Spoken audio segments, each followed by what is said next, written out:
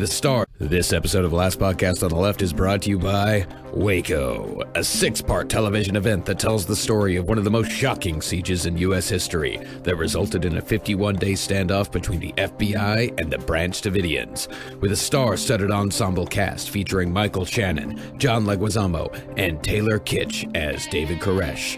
Waco premieres Wednesday at 10 p.m. on Paramount Network.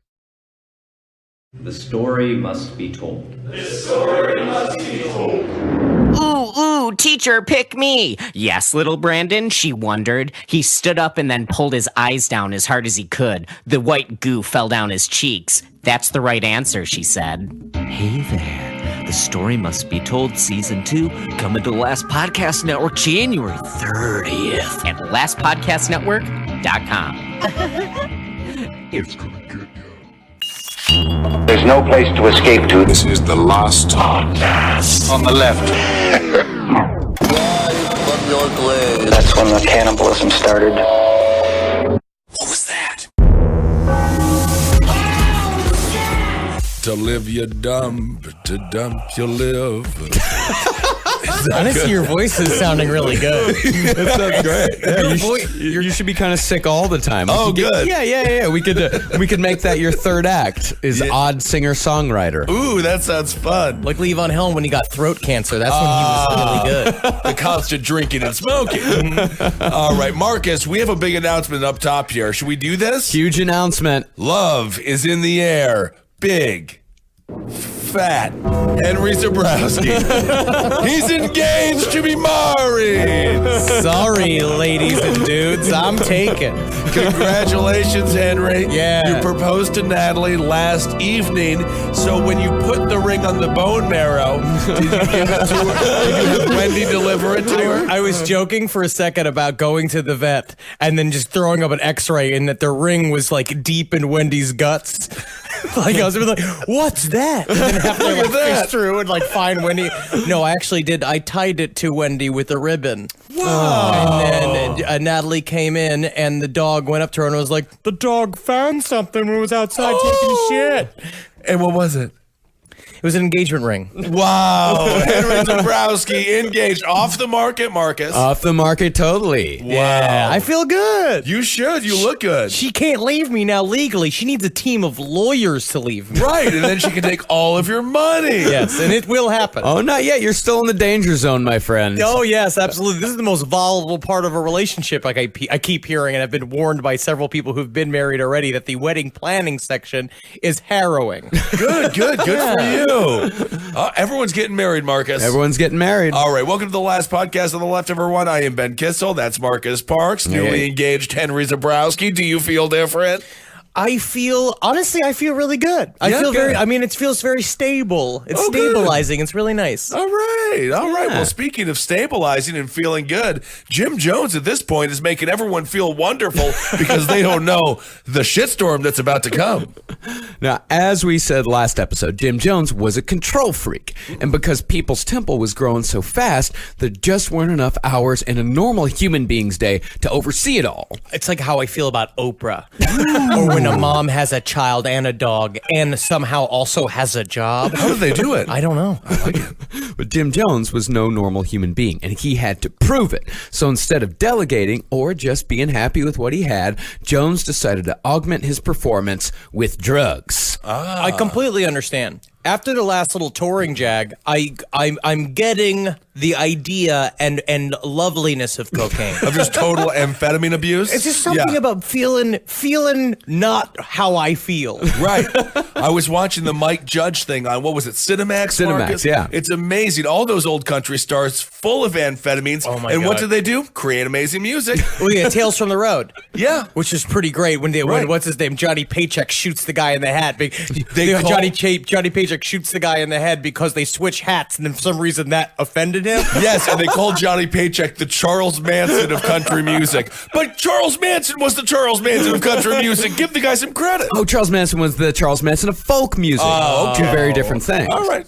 Well, remember, this is important to know about Jim Jones. He wasn't just an administrator. This guy had to put on multiple hours-long performances every week, sometimes multiple shows a day, and he had to be on on point for every single show. He could not appear to be anything less than godlike. There was an afternoon show, there was an evening show, Right. and then they would have meetings afterwards. And then he would also be traveling back and forth, like doing road shows. And honestly, each one's improvised, and each one is slightly different depending on the crowd, because sometimes Sure. he's a little bit more socialist, sometimes he's talking a little bit more about the Bible. Right. And so he's got to keep his head on straight, and the only thing that fucking do that's some sweet, sweet cacao. Oh, I see. Cocaine. No, it was not cocaine. He was not a cocaine guy. No. He was just amphetamine. He was like Benny's, Yellow Jackets. Yeah, buzzers, I screamers. feel like there were more amphetamines in the 70s and 60s, weren't there? Yeah, well, yeah, you could just get prescribed these amphetamines. Yeah, these were from a doctor, kind of like now, where it's like with the opioid crisis, where it's like it's a drug that's okay because I went to a doctor to get it. Yeah, of course, everyone's dying, but opioids aren't creating the greatest art, though, are they? No, they're Amphetamines creating seem to- nothing. yeah, exactly.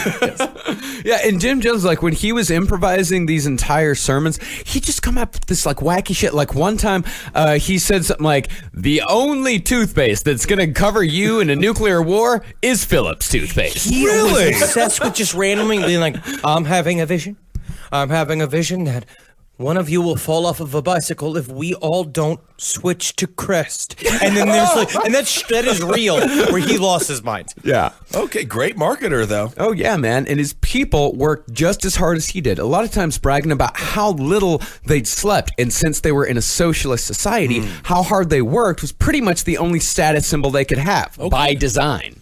Socialism doesn't sound fun. No. Not thrilling. It sounds like it's hard.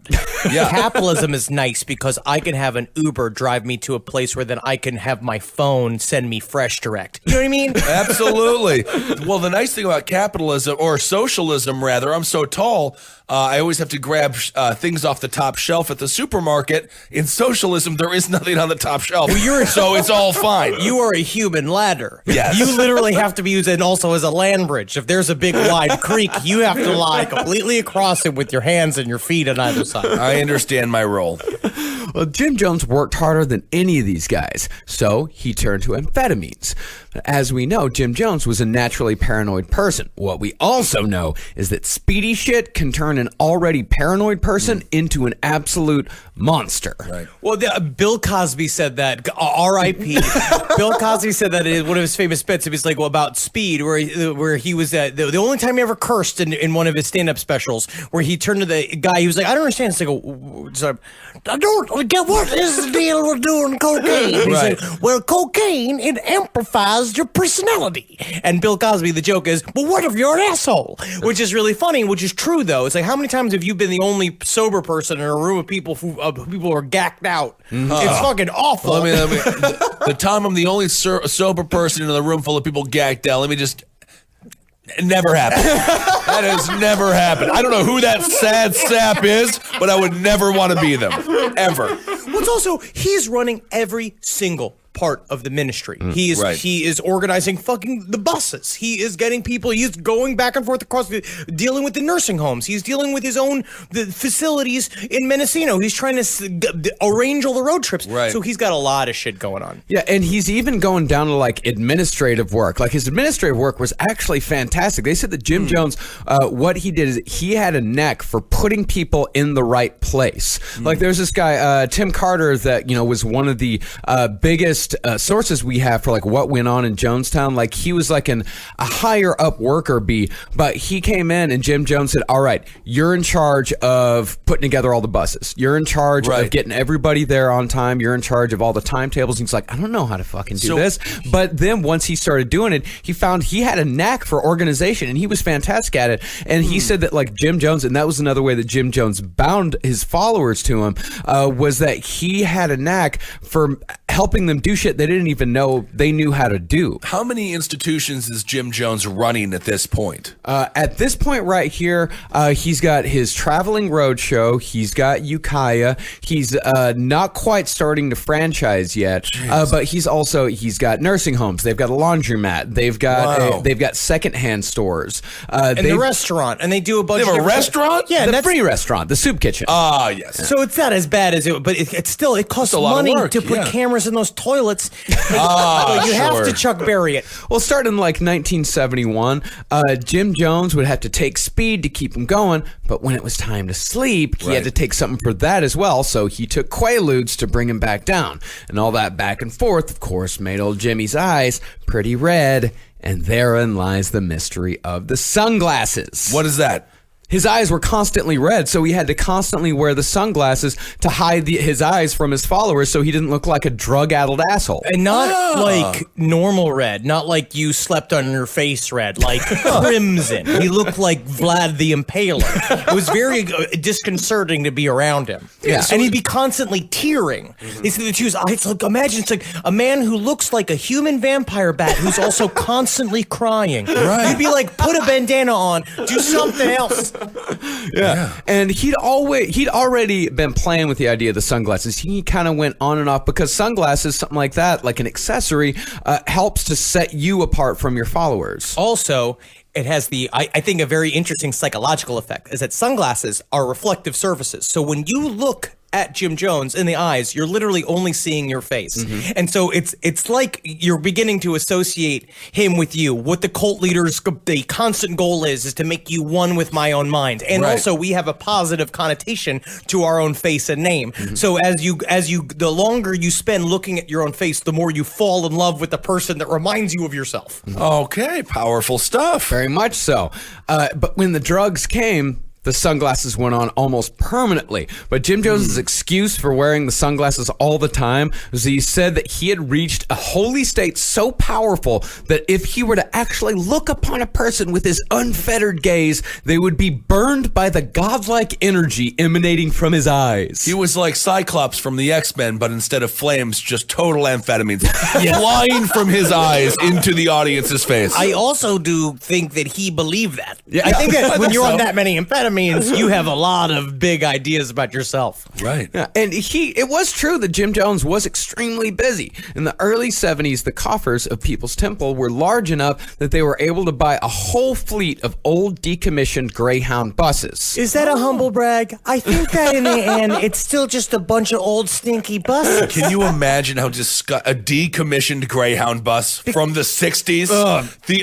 These were they were decommissioned in the 50s. That is meat and potato poops all over that Greyhound bus. Just filling the pipes, just absolutely log jam with it. They don't decommission a Greyhound bus unless 7 infants have to die. Yes. On a Greyhound bus without they take it out of circulation. I was on one Greyhound bus, and I'm fairly certain whoever did whatever they did in the bathroom decommissioned that Greyhound bus. It was disgusting. And these buses only got more disgusting as the People's Temple used them because they used these buses to take road trips because when Jim Jones showed up in town, it wouldn't do for him to perform to an audience of just like 100 or 200. Right. They brought like 300-400 people. And in order to do that, they would jam, like, I think they were like 50-person capacity buses. Okay. So they would jam 70 people into these buses. They would have people in the seats, people on the aisles. They put the kids up in the luggage racks. And since they had to get, and since they, of course, like couldn't stop at a hotel or anything like that, they had 2 drivers working on shifts. So while one driver was behind the wheel, the other driver would be on a mattress in the luggage compartment. And the craziest thing is, one of the drivers was Chris Farley from Billy Madison.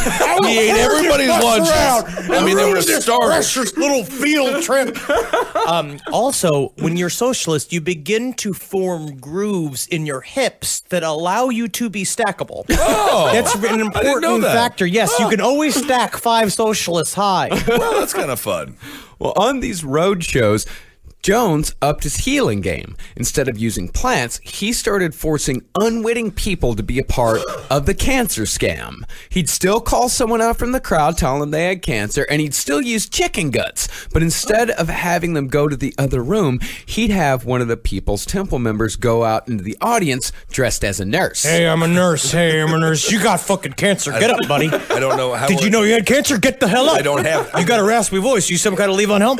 Come on, get up, you fucking throat. You got a beautiful voice. Thank you. You ever done radio? Do you podcasts? Do I have cancer? You got cancer. Come on, get the fuck up. Jones would yell and cast out the cancer and such, and at just the right moment, the nurse would somehow slide the chicken guts into the audience member's mouth, who would then spit it back out again. You say it's like sleight of hand, but you know it's just been like, get this in your fucking mouth. Come on, shut up. The Lord wants this for you. The world's saddest Kentucky Fried Chicken. That is so disgusting. Yeah, and they called this passing a growth. Yeah. Oh, I could see God. That's what the doctor said when I was born. Mrs. Kissel, you did pass a growth. Unfortunately, when we originally looked at the x-rays, we assumed the watermelon-sized tumor had fused its way to his spine, but apparently it's a child. It's a child.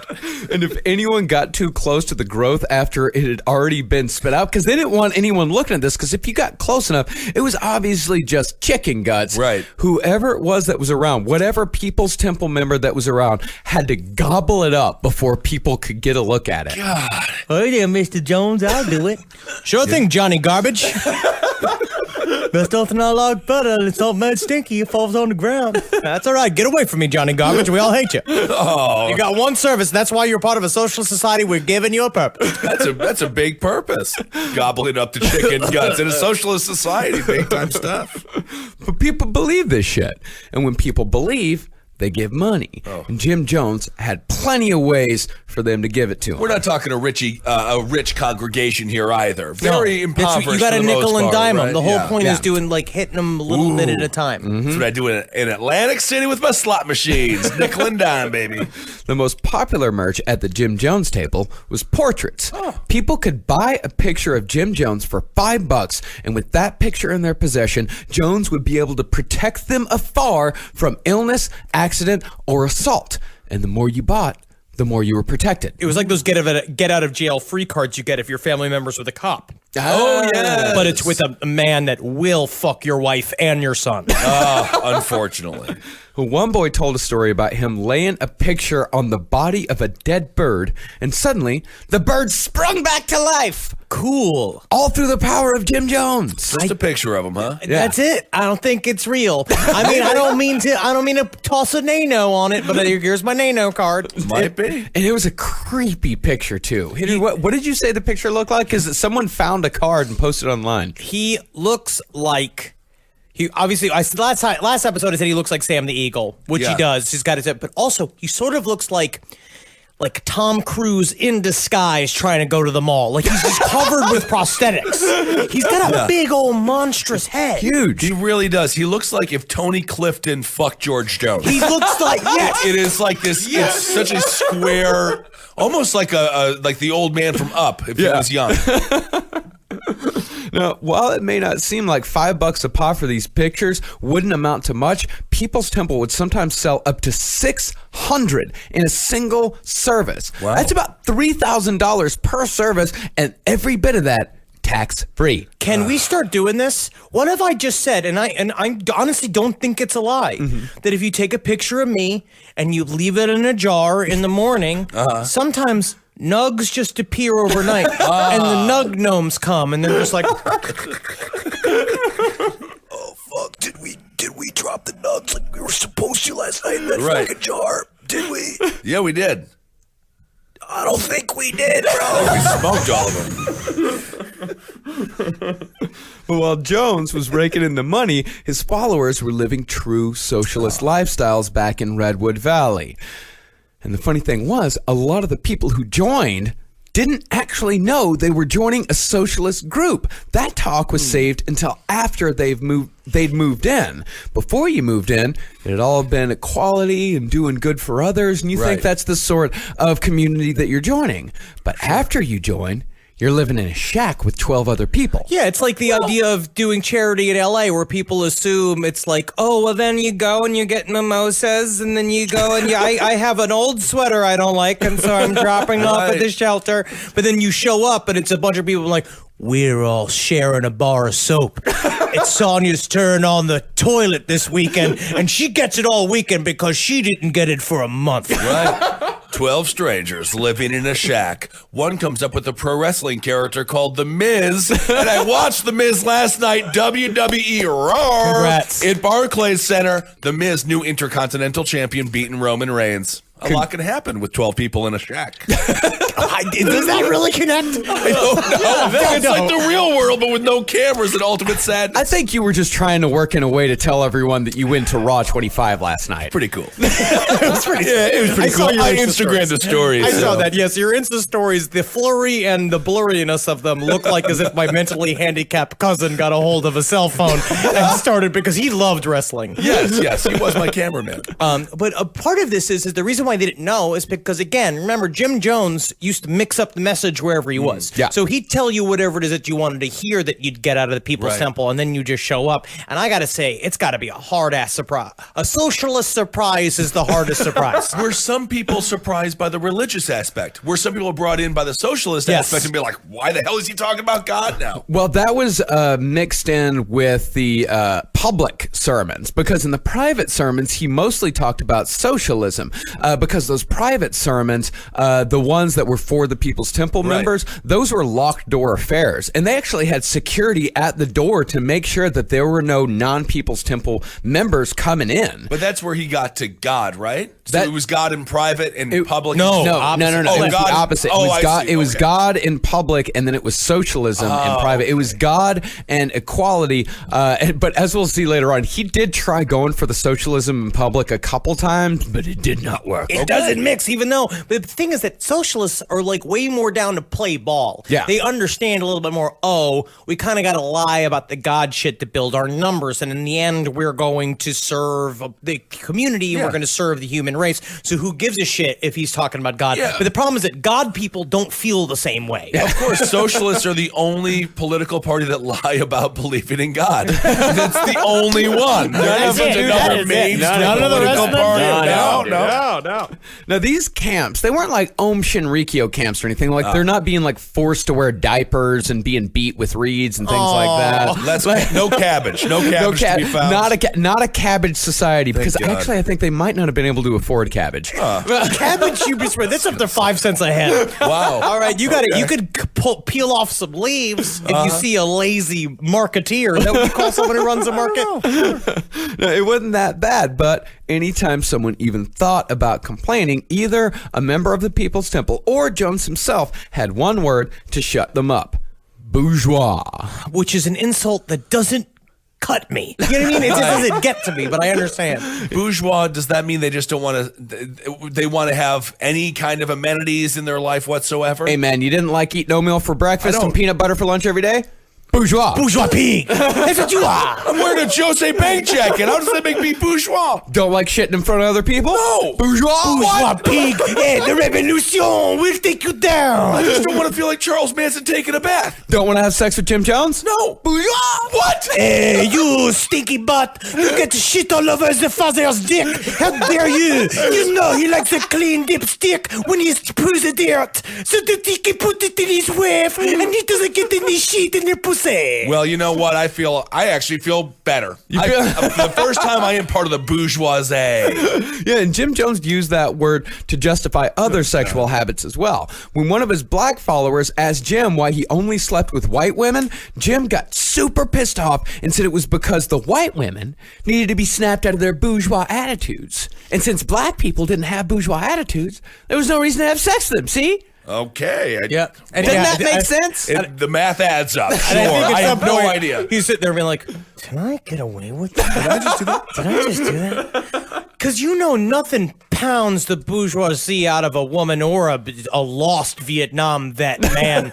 quite like the 5.5-inch penis of Jim Jones. Jim Jones. He honestly, he was really packing. Yeah. Oh, yeah. Jim Jones had a honker. Isn't that something? Yeah, he said it was enough for the entire proletariat. Wow.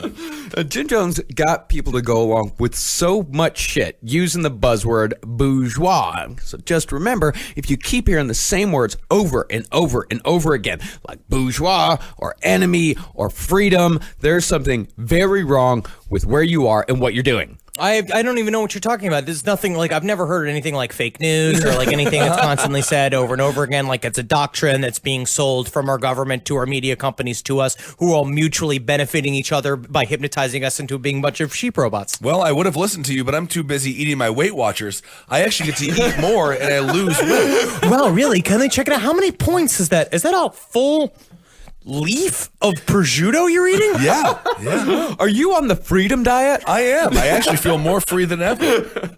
But Jones needed the word bourgeois to solve one of his biggest problems. Now, a lot of his followers, being a part of People's Temple was a step up, and a lot of them came from intense poverty, so a job and a roof over their head was about the best life they had. It's like finding somebody that you just got out of a halfway house. They're really easy to get into a solid relationship with because Well, you just have to. You give them a full house. All you have to do is give them a slight tick up in lifestyle, and you got them. Yeah, naturally. Yeah, but other followers were coming from middle and upper class backgrounds, and they were super educated. They were college boys and girls. And if they left, they were almost guaranteed to be living a better life comfort-wise almost immediately. They didn't need People's Temple. Well, why would they go there in the first place then? Ideological reasons, because it was, this was the early 70s, late 60s. You got Vietnam going on. You got riots in every fucking city. I mean, leadership is failing at every level in America and had been for a long time. People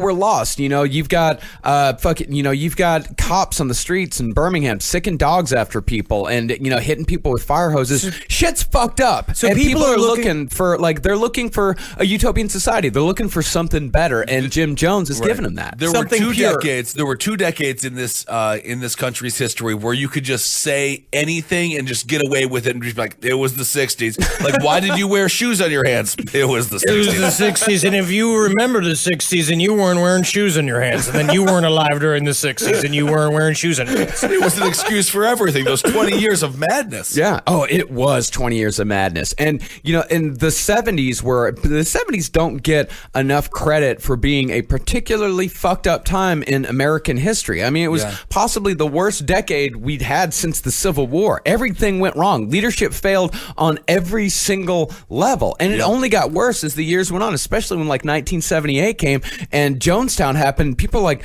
900 people? Are you fucking kidding me? This is my impression of the most positive Vietnam soldier of all time.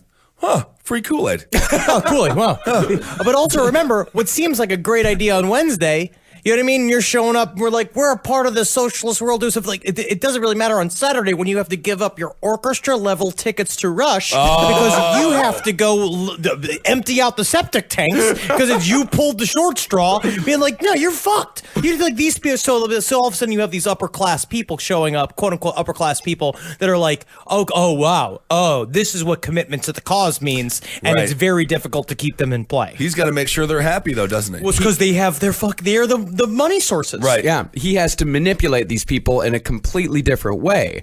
So besides screaming bourgeois, Jim manipulated these people's arrogance and self-worth. Jim, he played pretty fast and loose with the facts. Somewhere in the late 60s, Jones switched from Russia being the evil empire that would destroy them all through nuclear weapons to saying Russia was a socialist paradise. Really? That was a possible escape plan for them. Oh, well, you just have the yada, yada, yada, all the millions of people that died in the purges and the gulags and all the bullshit. But you can yada, yada, yada your way out of that as long as you have your sunglasses on. Because no one can see your eyes cross every single time you do it because that's what happens. Oh, can you imagine thinking Russia is a socialist paradise? Yeah. I mean, that's what he told these people. And a lot of these people, I mean, they were uneducated. A lot of these people, they didn't go to college. They didn't write a fucking paper on Stalin. They didn't know. So, for years he was talking about Lenin and he was talking about Marx and saying that, and that's where it ended with Russia. But now he's saying oh no, Stalin's great. Yeah. He's awesome. He's doing all sorts of great things he was doing all sorts of great things for Russia. And Khrushchev, woo, yeah. Fun great, stuff. Great fucking guy. But all of a sudden you have one person who's read a book who's Mr. Jones, why are you, what about millions of people that got murdered? Yeah. What about all these people that were murdered through all the purges? And he was called out by this in one of these big public meetings. A guy raised his hand and said hey, I don't think that's right. And so Jones Jones lost his shit, publicly humiliated the guy. But after the meeting, Jones took the guy aside and said, like, hey, listen, one of my followers, they're simple. Dude, listen, they don't get it. Yeah. They don't get it. Yeah. All right. So to them, I'm feeding them jelly beans. You? Oh, yeah? I'm feeding you broccoli. All right. You want broccoli? I know you do. I love it. because I like the way you look. Yeah. All right. The whole another side problem. This whole thing. You're thinking about it. You know what you have to do? What? Not think about it. Don't. But somebody like you that does think about it every once in a while. You got to work for me. You just got promoted. How does that feel? You just got promoted to putting the toilet lids on the toilet. I'm excited. It also sounds like he channeled his inner spokesperson for Men's Warehouse. That's what he tell him. He'd say, like, hey, listen, you can't call me out on this shit in public. Right. But you can always come to me because I need a guy like you. I need a smart guy like you. In fact, you're probably smarter than I am. So I need a guy like you on my side. But you can't do it in public, but you can always come to me in private and you can straighten me out then. So he would cherry pick the most troublesome ones, the ones that would cause, because doubt is like a virus in these little groups. Because Yeah. at some point, your cortisone levels are going crazy when you're a group of people. Everybody's kind of all in you're in a hive mind. We work on a network as a species. So you're in this place where everything's super harmonious. And then if you have one particular strong member of the group stands up and questions the whole thing, it's going to send a ripple throughout the whole thing. Right. And he knows that. So he goes after the most contentious ones and he just brings them closer. Yeah, that reminds me of what Lily Tomlin, Jane Fonda, and Dolly Parton did in the hit film 9 to 5, which is an incredible movie about empowerment of females, but also of anybody. And happy birthday to Dolly Parton. Happy Is it her birthday? No, not today. Me and Dolly Parton share a birthday. Really? Oh, I love Dolly. Same way, same butt size. Oh my goodness. Yes, well, it's the opposite. Her breasts, his butt, both big. Yeah. Interesting. Both natural. We have to do a show in Dollywood. Oh. They would love us. God, I want to go to. I Oh, want they to go to would. Dollywood. It's like Pigeon Forge, Tennessee. Here I Oh, come. man. Well, Jim Jones, he pulled these people closer, and this guy, Mike Cartwell, he was one of Jim's adopted sons. He put it perfectly. He said, Jim Jones gave you your 5 minutes, and in return, you gave him your life. He gave him the Bill Clinton finger trick. He did the same thing. He looks right at you. And also, this is the man who is now beginning to call himself God. Yeah. Right? And now imagine if God gives you 2 minutes of one-on-one time. And he knew how Right. influential that was. So he'd use it very sparingly. And he knew when to turn his gaze onto somebody. And in turn, not only did it empower other people into thinking that he was God and bring them closer to them, but it also brought himself closer to his own delusions of how much control I have over people. And I gotta say, I'm happy we're breezing over that Bill Clinton finger trick, whatever the heck that is. Oh yeah, Bill We're Clinton. gonna move on. I mean, really, like, the Bill Clinton comparison is very apt because Really? Jim Jones had that politician's talent. Where they said about Bill Clinton is that he could go through on a campaign. He could go to a small town Right. in Minnesota, and then he'd come back 4 years later, and he would not only know that person's name, he'd know their son's name, he'd know their wife's name, he'd know what problem that person had last time he was through. He would know all these personal details, and Jim Jones was that exact same way. If he heard a personal detail about a person once, just once, heard their name just once, he'd know about that. And he was also at the same time being informed the whole time. Like, people are telling us, like, hey, this is what's going on with Patty. This is what's going on with Sarah. You know, He's got spies all over the place. Yeah. And that's a part of it. So then he would use it in his congregation, which I think is very interesting, that he would use it for tricks during his preaching, and then he would also use it on his own people. But, you know, not to discredit the talent there, but I think back in the 60s and 70s, there were 3 names,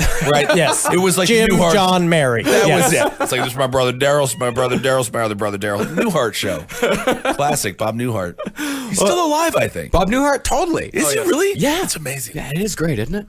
So with these college boys, Jones made them feel special. He'd stroke their ego and he'd turn them into confidants. Sure. And the most important of those confidants would be a young man named Tim Stone. See, Jones knew that if he wanted to truly expand People's Temple to the size he knew it could be, he was going to need a lawyer. Once you get to a certain size, you have to have a lawyer. Well, it's not even just a lawyer. Is that he needed someone who was as capable as he was. He was right. overseeing every single thing, including the books. Yeah. And it gets to a point where it's like the amphetamines could only do so much. And he knew deep inside that he was still a guy. Yeah. And even though he's been lying to Marceline now, even to the closest of the closest wife, people, is like he now knows that he needs to bring somebody who is just as capable as he is. And so then he starts casting a line out. And it's interesting how you put that intention out in the universe, and then a Tim Stone shows up. So we had Joe McCarthy out there with Roy Cohn, right? Roy Cohn. Roy Cohn, That yeah. was his big guy, went to work with Trump later on. But then was this guy sort of his Cohn? Yeah, this guy was absolutely, he was his right-hand man. And Did McCarthy ever go after Jim Jones for socialism? Or I guess it was a different generation. that was a different generation. That was the generation. 50s. I can't remember. Jim Jones did have, actually, Jim Jones went straight up against it because during McCarthyism, Jim Jones, I think, was right out of college. And so he would go to these communist meetings because there were still people that were trying to be a little rebellious with it. Yeah. So Jim Jones would go to communist meetings and, they'd have FBI agents outside, like, staking this shit out. And Jim Jones would go up to each one of them. He would introduce himself, say, like, "Hi, my name is Jim Jones. I live at such and such and such and such address." And he would taunt them. He would like, "I'm a communist. No one fuck with me. Wow. Like, I will never stop being a communist. I am a proud communist. This is just the way shit is." Okay. So as far as Tim Stone went, this guy, if Jim Jones needed a right-hand man, he needed a guy that not only believed in the cause, but also believed in Jim Jones. Right. Luckily for him, Tim Stone happened to be just in the neighborhood. He didn't even have to look far. Tim Stone was an assistant DA for Mendocino County, where Redwood Valley was located. Wow. He was just right there. And this guy, Powerful guy. Yeah, he took to the Temple's message like a duck to water. Jones could not have accomplished half of what he did in the years to come without Tim Stone. So this guy's an ADA. He's helping put people in jail. He's a rising star too. Wow. He's not like just a guy that's sitting on the benches. Like, everyone around knew, like, Tim Stone, that guy's got a future. And when he joined up with People's Temple, people were like, "What the fuck are you doing?" Were people public about it? About People's Temple? Yeah, would this Totally. Stone guy be like, "I'm with this dude"? Absolutely. Okay. No, they had to be. That was a requirement. Oh, okay. Like, it wasn't something that you kept secret. Like, you had to be out and out with being a part of People's Temple because they were actually proud because they thought it was such a good thing. They didn't think they were in a cult. They thought they were a part of a group that was working towards equality and just the general betterment of man. They thought they were being an example, and you can't be an example if you don't tell everybody what you're doing. How do they know you're a good person if you don't tell them you're a good person, Ben? Right, yeah, of course. Now, if the drugs were the secret ingredient to Jones's evil, then Stone was the secret ingredient to his success. But with Tim Stone came his wife, Grace. And since Tim spent most of his time with Jim, Tim's marriage started to fall apart. And since Grace was lonely, she started talking about her problems to other People's Temple's members. What she didn't know, though, was that People's Temple kept a huge database of handwritten note cards containing information on every single member. So who's taking all these notes? Everyone. So everyone is just kind of snitching on everyone else. Everyone. It's not like Scientology where, like, people are doing audits and you know, they're freely giving the information. They would just report on each other in conversation. It was like Nazi Germany. And this shit was done. It wasn't like Scientologists where they would sit in a room and they would confess this shit. This stuff was done by, like, tiny, cute little old ladies. Right. They would sit there and, like, they ask you sweet questions where all of a sudden they're like, "So do you like chocolate or vanilla?" Ooh, chocolate? Yeah, good. What's your deepest fear? Spiders? Yeah. Oh, is that just spiders? Just something simple like spiders, or? I thought we were talking about ice cream. No. What's something that shakes you to your core? Just curious, my dear. Loneliness. Yeah, loneliness. Being Never alone. having anything. Now dying alone. Maybe never no one support you. Tell me, what's your favorite soup? Split pea soup. Oh, that's good to know. Tell me, what's your deepest weakness? Oh, it's just chocolate ice cream. So when Jones found out that Grace and Tim's marriage was on the rocks, he moved in. And pretty soon, Grace was pregnant, and the baby born from that illicit affair would be one of the many catalysts that would end People's Temple forever. Okay. I just don't understand why he liked being a buck so much to the cooks. What do you mean? He just loved that. There was something about it. I mean, I guess obviously it's showing power over his people, but he really did enjoy taking people's wives. Oh, yes, I guess so. I mean, it was all about power. I mean, really, a lot of times, him having sex with the dudes, it wasn't really even that much about sex for pleasure. It was about dominance. Yeah. I mean, it was very, People's Temple was very primal at times. Oh, yeah, especially its group thing at its very basis. Yeah. Right. So John Victor Stone was born January 25th, 1972, and this baby was special in the world of Jim Jones. See, since he was having so much illicit sex and did not enjoy condoms, abortions were pretty common in People's Temple. Do you think that's a positive thing, though? No, I don't. I thought abortions are positive. No, abortion. No. I don't I understand. don't think you're misunderstanding. But it just seems like it would be lucky for them to have a lot of abortions. I don't. No, it was all traumatic. It was forced abortions. These women did not want to have abortions because if you look at it, like, I mean, you're impregnated by God. You know, awesome, but then God makes you get an abortion, and God doesn't even drive you to the clinic, and God doesn't play brick on the radio so that you can sit and maybe feel something for a second. Bringing Ben Folds 5 into this.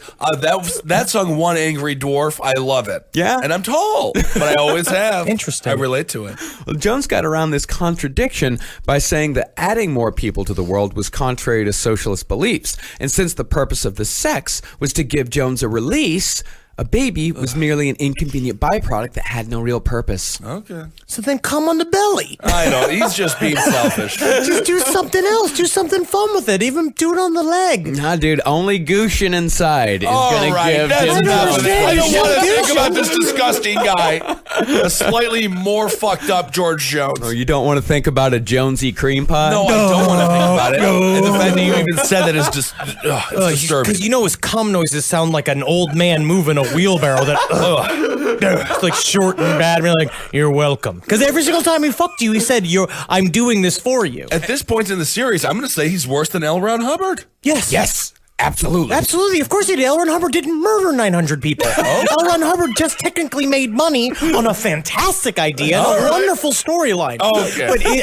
Good Lord. But Jim Jones also, they would show up in the bus number 7, it would become to be known, and it would reek of booze, and they weren't allowed to have booze. And all of a sudden, it's like, ding, ding, ding, ding, ding. He's got a smoking jacket on. You're like, we're not supposed to have different types of jackets. I thought it was bourgeois to have jackets for specific types of activities. It's like, no, God has many jackets. Well, in John Victor Stone, this illicit child, Jones saw something that he could use. Now, while Grace and Tim Stone were listed on the birth certificate as the parents, as far as People's Temple were concerned, the baby was Jim's. Because Jim Jones forced Tim Stone to write a humiliating statement declaring that Jim Jones was, in fact, the biological father. It read, in part, I, Timothy Oliver Stone, hereby acknowledge that in April 1971, I entreated my beloved pastor, James W. Jones, to sire a child by my wife, Grace Stone, who had previously, at my insistence, reluctantly but graciously consented thereto. James W. Jones agreed to do so reluctantly, after I explained that I very much wished to raise a child, but was unable after extensive attempts to sire one myself. And my reason for requesting James W. Jones to do this is that I wanted my child to be fathered, if not by me, by the most compassionate, honest, and courageous human being the world contains. This is an ADA. this is an ADA. Yes, this is a man that highly educated, powerful man. powerful lawyer. Yeah. But probably could have been a Robert Kennedy. Yeah. Wow. Now, this statement was partly so Jones would have something to take to the courts should the Stones defect, even though it wouldn't hold up in court.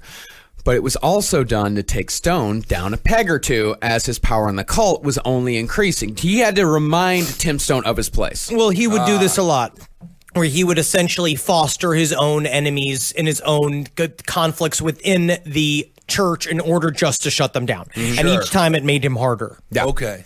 Yeah, and he also saw something to hold over Stone should Stone's loyalty waver in any way whatsoever. A little John, as the kid came to be known, was leverage. Tragedy always comes to kids named John. John. Was it John? John, That's yeah. the official name. John, well, his name was John Victor Stone, but they called him John.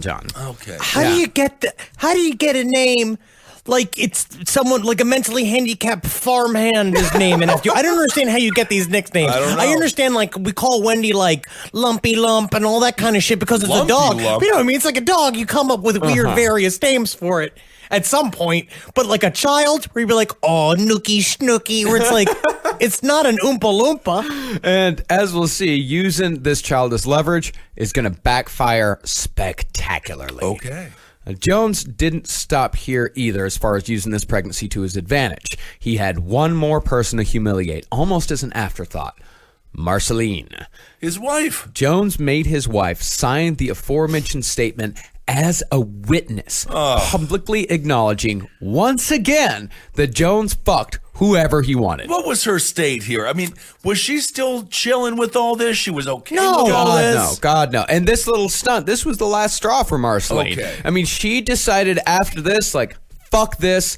I'm leaving. I met this very nice psychiatrist. Why do married women always meet psychiatrists that look like Judge Reynolds from the Santa Claus? Yes, Judge Reinhold. Judge Reinhold. He's great in the Santa Claus. Why do they always leave it for a man with weird sweaters that's always like, me and Marcy have been talking and we feel it is in her best interest to leave. They can't fuck as good as Jim Jones, right? No. But they can cuddle up to that sweet, sweet sweater, and sure, the guy has a micro like Johnny Paycheck. It doesn't matter. Yeah, sometimes you want Santa Claus, but sometimes you need a man who loves his weenie whistle. That's right. You're right.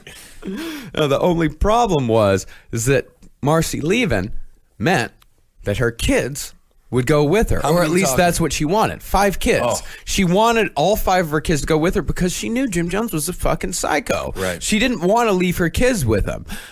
So after Marceline told Jones what she was going to do, Jones called a family meeting. And after Marceline held fast on her position, Jones tried intimidating her like he did his followers, saying she would be met, quote, by the Avengers of Death. But at this point, she's heard the God spiel from him from a while. Yeah. And she's like, all right, all of this is horseshit. I'm, of course, as we've said multiple times, Marcy was like his first follower and his closest follower. Right. But she's like, I know you're not going to send fucking lightning after me. You're not Thor. Like, it's like, we're going to do, it's like, what are you going to do? And so finally, Jim Jones was being like, well, how about we'll cut the angel shit and just say, I will kill you. Yeah. And doing it in front of the kids.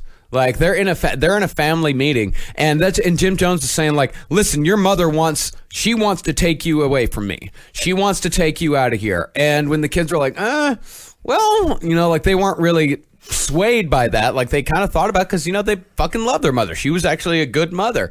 Right. But after that, Jim Jones was like, yeah, if you take him, I'm just gonna fucking kill you. And so after that, and because at this point he had a full fucking private army. Yeah, he had a small crew. one, a small one at least. He had a crew like fucking jackbooted thugs. They're fucking armed. They are fiercely loyal.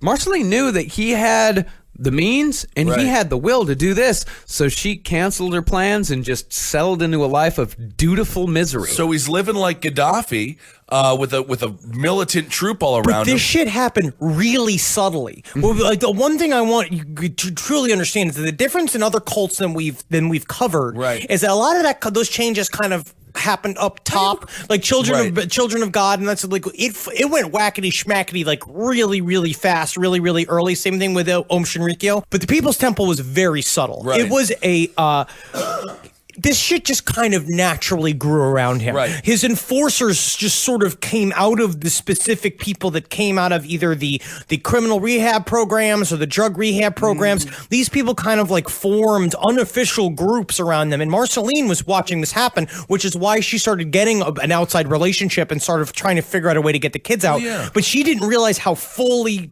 closed the net had become. Well, that's what I was wondering. Is this officially, at this point, would you classify this as a cult? At this point, it's close. It's getting there. Huh? It's very much. I mean, they've already got a little compound. Redwood Valley's already pretty much a little compound, and the reason why Jones was able to do this so subtly is because he had a reason for everything, and he, as far as the security force goes, we're going to see later, like, why he really beefed shit up and how he actually did it in such a way where all of his followers said, oh, that makes sense. It's like, oh, fuck. Yeah, but then all of a sudden, then you have the fringe members that are like, what? Check, please. And that's actually a way to get out of a cult. You can actually, that's a good thing for people to know. Please? If you need to get out of a cult, you can just go legally, check, please. And then you have to leave. Oh, look at that.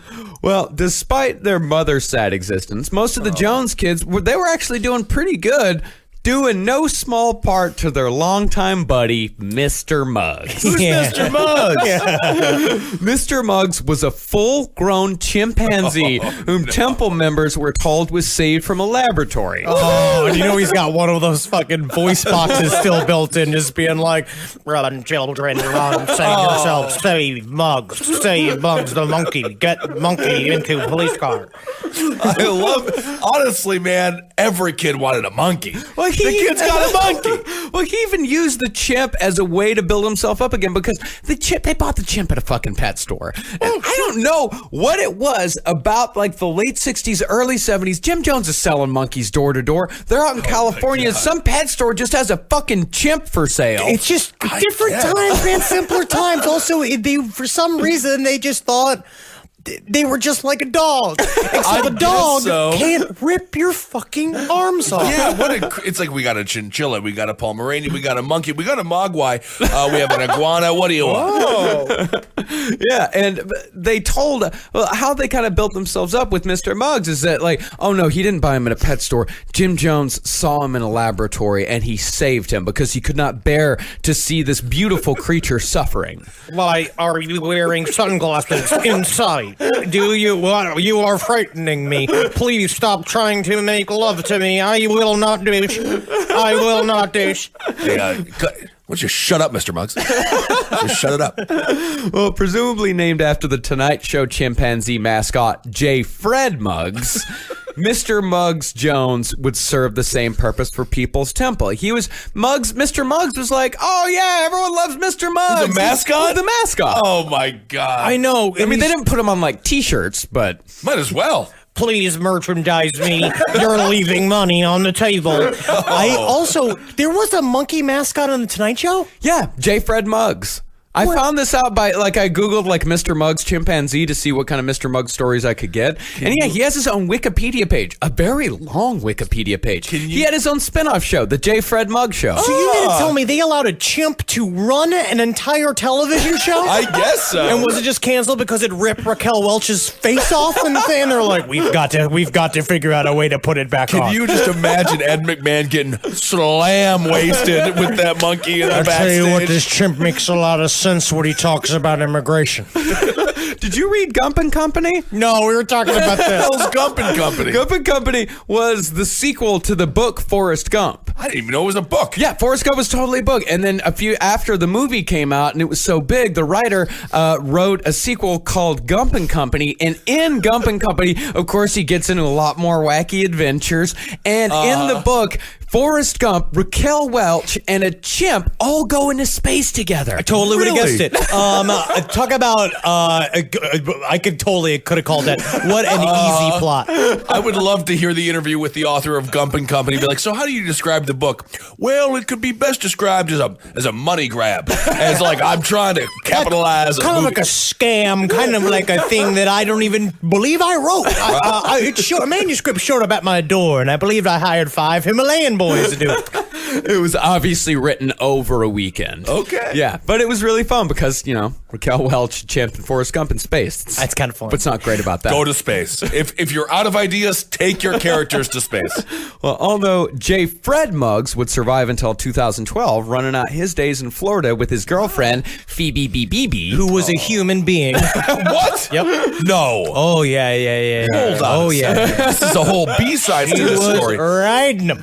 Phoebe Babibi? Phoebe BBB. Phoebe Babibi. I don't think it actually was a human. Gets a little bit Oh, of it it. wasn't. Okay. Even though J. Fred Muggs would live a long life, Mr. Muggs Jones would die in Jonestown, most likely the first casualty of the mass suicide. Yeah, of course. Everybody's dying and falling around it, and you gotta don't tell me that the chimp is not going like. It's been like he is disturbing my death-like peace. Yeah. And this is absolutely fucking absurd to think about. That's why we bring it up, because it is fucking absurd. Crazy. But it really shows you what sort of planning went into that last day. Kill Mr. Muggs was on the checklist. Oh. And either that or someone thought like, oh fuck, what about the monkey? And just took care of him in a last minute mercy. They shot him in the back of the head. I'll never tell what happened here. Oh, man. And then they shot him like Che Guevara. Oh, just let him go in the forest. Yeah, they absolutely could have. I mean, there were no chimps there, but you know what? Those forests in Jonestown were full of monkeys. They said that was actually in the mornings, monkeys were their roosters. Is that they'd wake up. That's terrifying. It is kind of scary. Monkeys are our roosters. Time to make the donuts. But long before all that happened, back in the early 70s, the Jones family was doing pretty good. Even though Jones constantly preached socialist ideals, he wasn't above taking a few bucks from the kitty to take his family on expensive vacations, all on the down low. He's working very hard. He is working very hard. Okay. Technically, he's working extremely hard, but he's telling all of his people, like, hey, we're going on a secret mission. That's a cool way to set up a vacation. Yeah. He's like, we're going on a secret mission. We'll be back in like a week. We're going to this place, Wally World. I hope it's open. You better check if it's open first. Now, the only Jones child who didn't seem to be enjoying himself was Jim and Marceline's only true-born son, Stephen. Now, whether it was because of depression or if it was just a cry for help, Stephen attempted suicide 3 times when he was 12.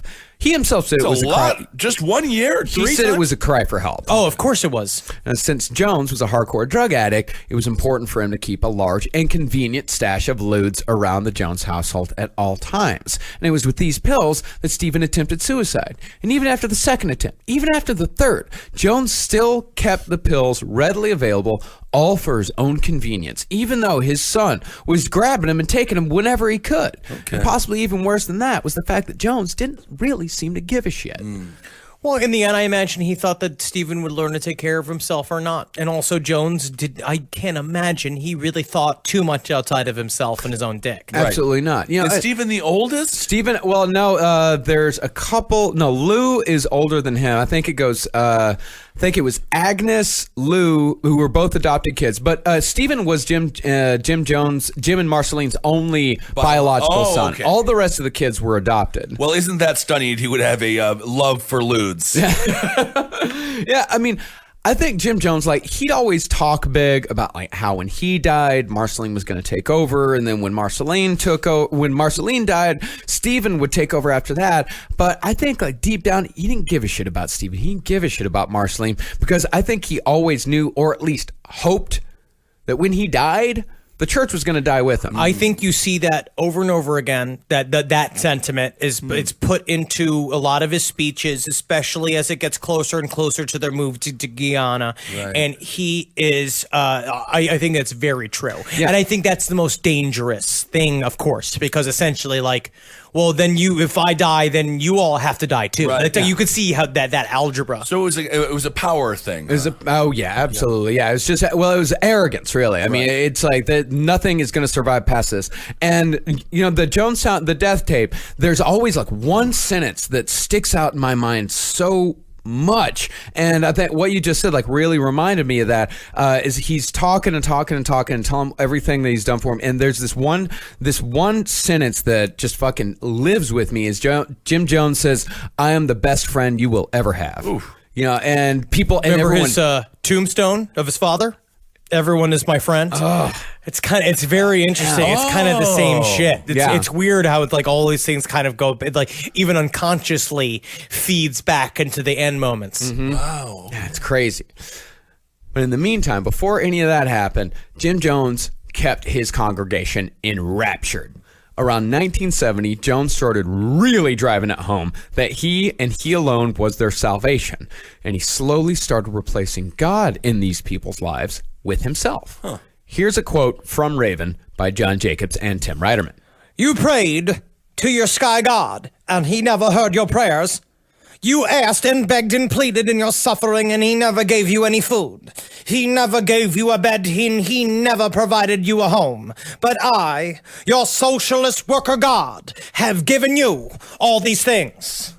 And in a lot of ways, he did, right? He actually did. I mean, people were getting results. But he's not God. It's about results. But again, he's not God. But it's about that's the big results. jump. He can say, I gave you shit, and they'd be like, yes, Right. you did, but you can't all of a sudden. Once you start, the term socialist worker God Right. seems to be a trigger where I'd be like, check, please. Check, And then please. They call you a taxi, and then you get in, they give you $100, and you can go buy a suit. Right. Yeah, and Jones followed this statement as he would many times after by throwing the Bible across the room. And they'd pick it up and he'd throw it again. And they'd run over to it and he'd jump up and down on it. And then the band would play a fanfare and he'd start dancing on And it. hit me. 1, 2, 3, 4. Dum, dum, dum, dum, dum, dum, dum. Get up, get on up. Him just dancing on like fucking James Brown.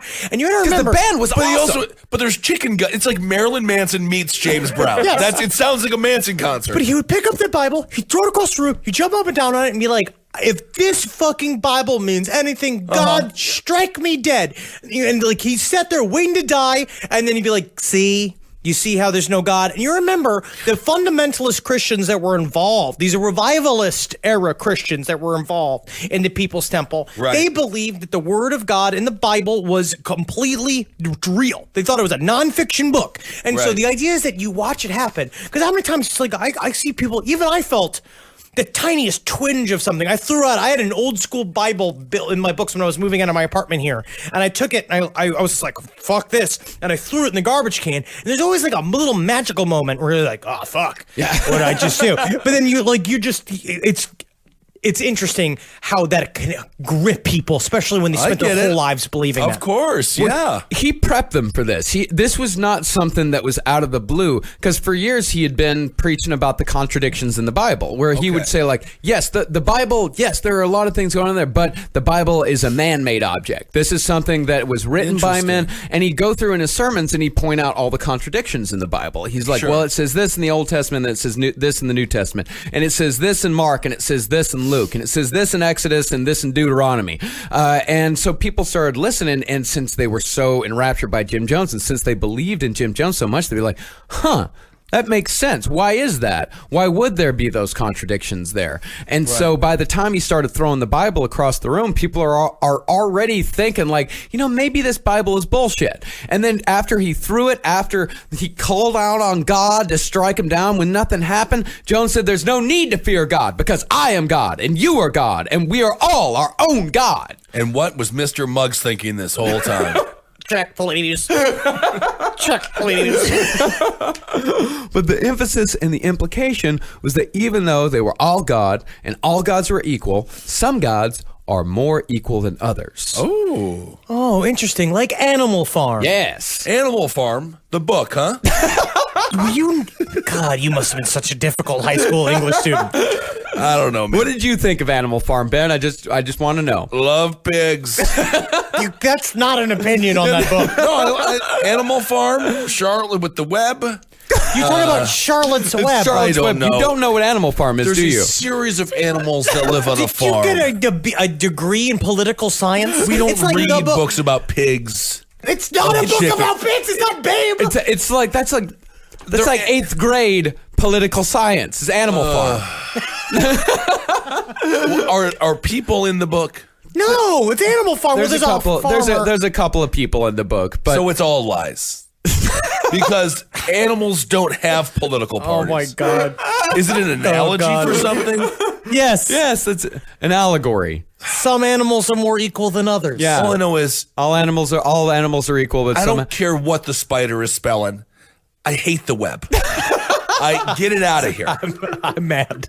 I'm mad that he doesn't know it. No, I know the book. No, I know the book. I know the book. The crowd ate this shit up. You know, even the Bible thumpers, you know, after he'd already put in all the doubts in their heads, they were totally on board with this. Now, with all these followers and all this power, after Jim Jones saw that he could take little old ladies who have been clinging to the Bible for 60, 70, 80 years, right, he figured he was finally ready, after 7 years of planning, to take a sincere run at Mother Divine. He was definitely prepped for this and was thinking about this the entire time. Yeah. And it really does. He's just starting to believe in the smell of his own shit. He's starting to really love it. And I feel like that he's got the chops where he could just show up and take the entire ministry that belongs to Mother Divine. Well, yeah, I mean, Jealous Divine, Father Divine, he'd been dead for 7 years at this point. Jealous Divine had died in 1965, and Mother Divine had been running it this entire time, and the whole time Jim Jones was just biding his time because he's seen in this international peace mission movement, he's seen this whole time, it's like, that's how I can double my followers right quick. I can double my followers overnight. He's seeing a huge shortcut here. And really, it's not a bad plan. You know, it's a dumb plan, but all this shit's dumb. Wants to go steal another congregation. Yeah, I guess. It's sort of like the video game Civilization, I believe. I think you could do. I seem to remember that from Civ, where you could go and you could get other people's armies and shit. Oh no, you just defeat. You just invade another country, and then once you take the capital city, you get all of the cities. That's a good game. Man. Yeah. Oh god, I love Civilization. God, I love Civ so much. It works every time. Look what happened in Iraq. Loyal soldiers. They were ready for us. Totally ready. Willing to fight for us. Now, if you remember from our first episode, Mother Divine was the heir to the, as I said, International Peace Mission movement, originally run by Father Divine, who died and left it to Mother in 1965. Jones's plan for this movement for all these years was to show up and say that Father Divine had jumped bodies, just as Mother Divine had so many years ago from Penania to that Canadian girl. Can you imagine the look on Mother Divine's face, right? When he shows up and he says, Father Divine has jumped to my body, and she knows that the other story was horseshit too. Yeah. I just can't imagine Mother Divine standing in front of the congregation just turning to Jim Jones being like, well, I don't know if that's the way it really went there. I don't know if he really just jumped into your body there. He's like, oh, I think it did. I think that's exactly how it happened. It's like, oh, no. See, it works for some and not for others. I became Irish. It's just a strange episode of Quantum Leap, huh? Yeah, I mean, where everybody's fucking each other. Yeah, exactly.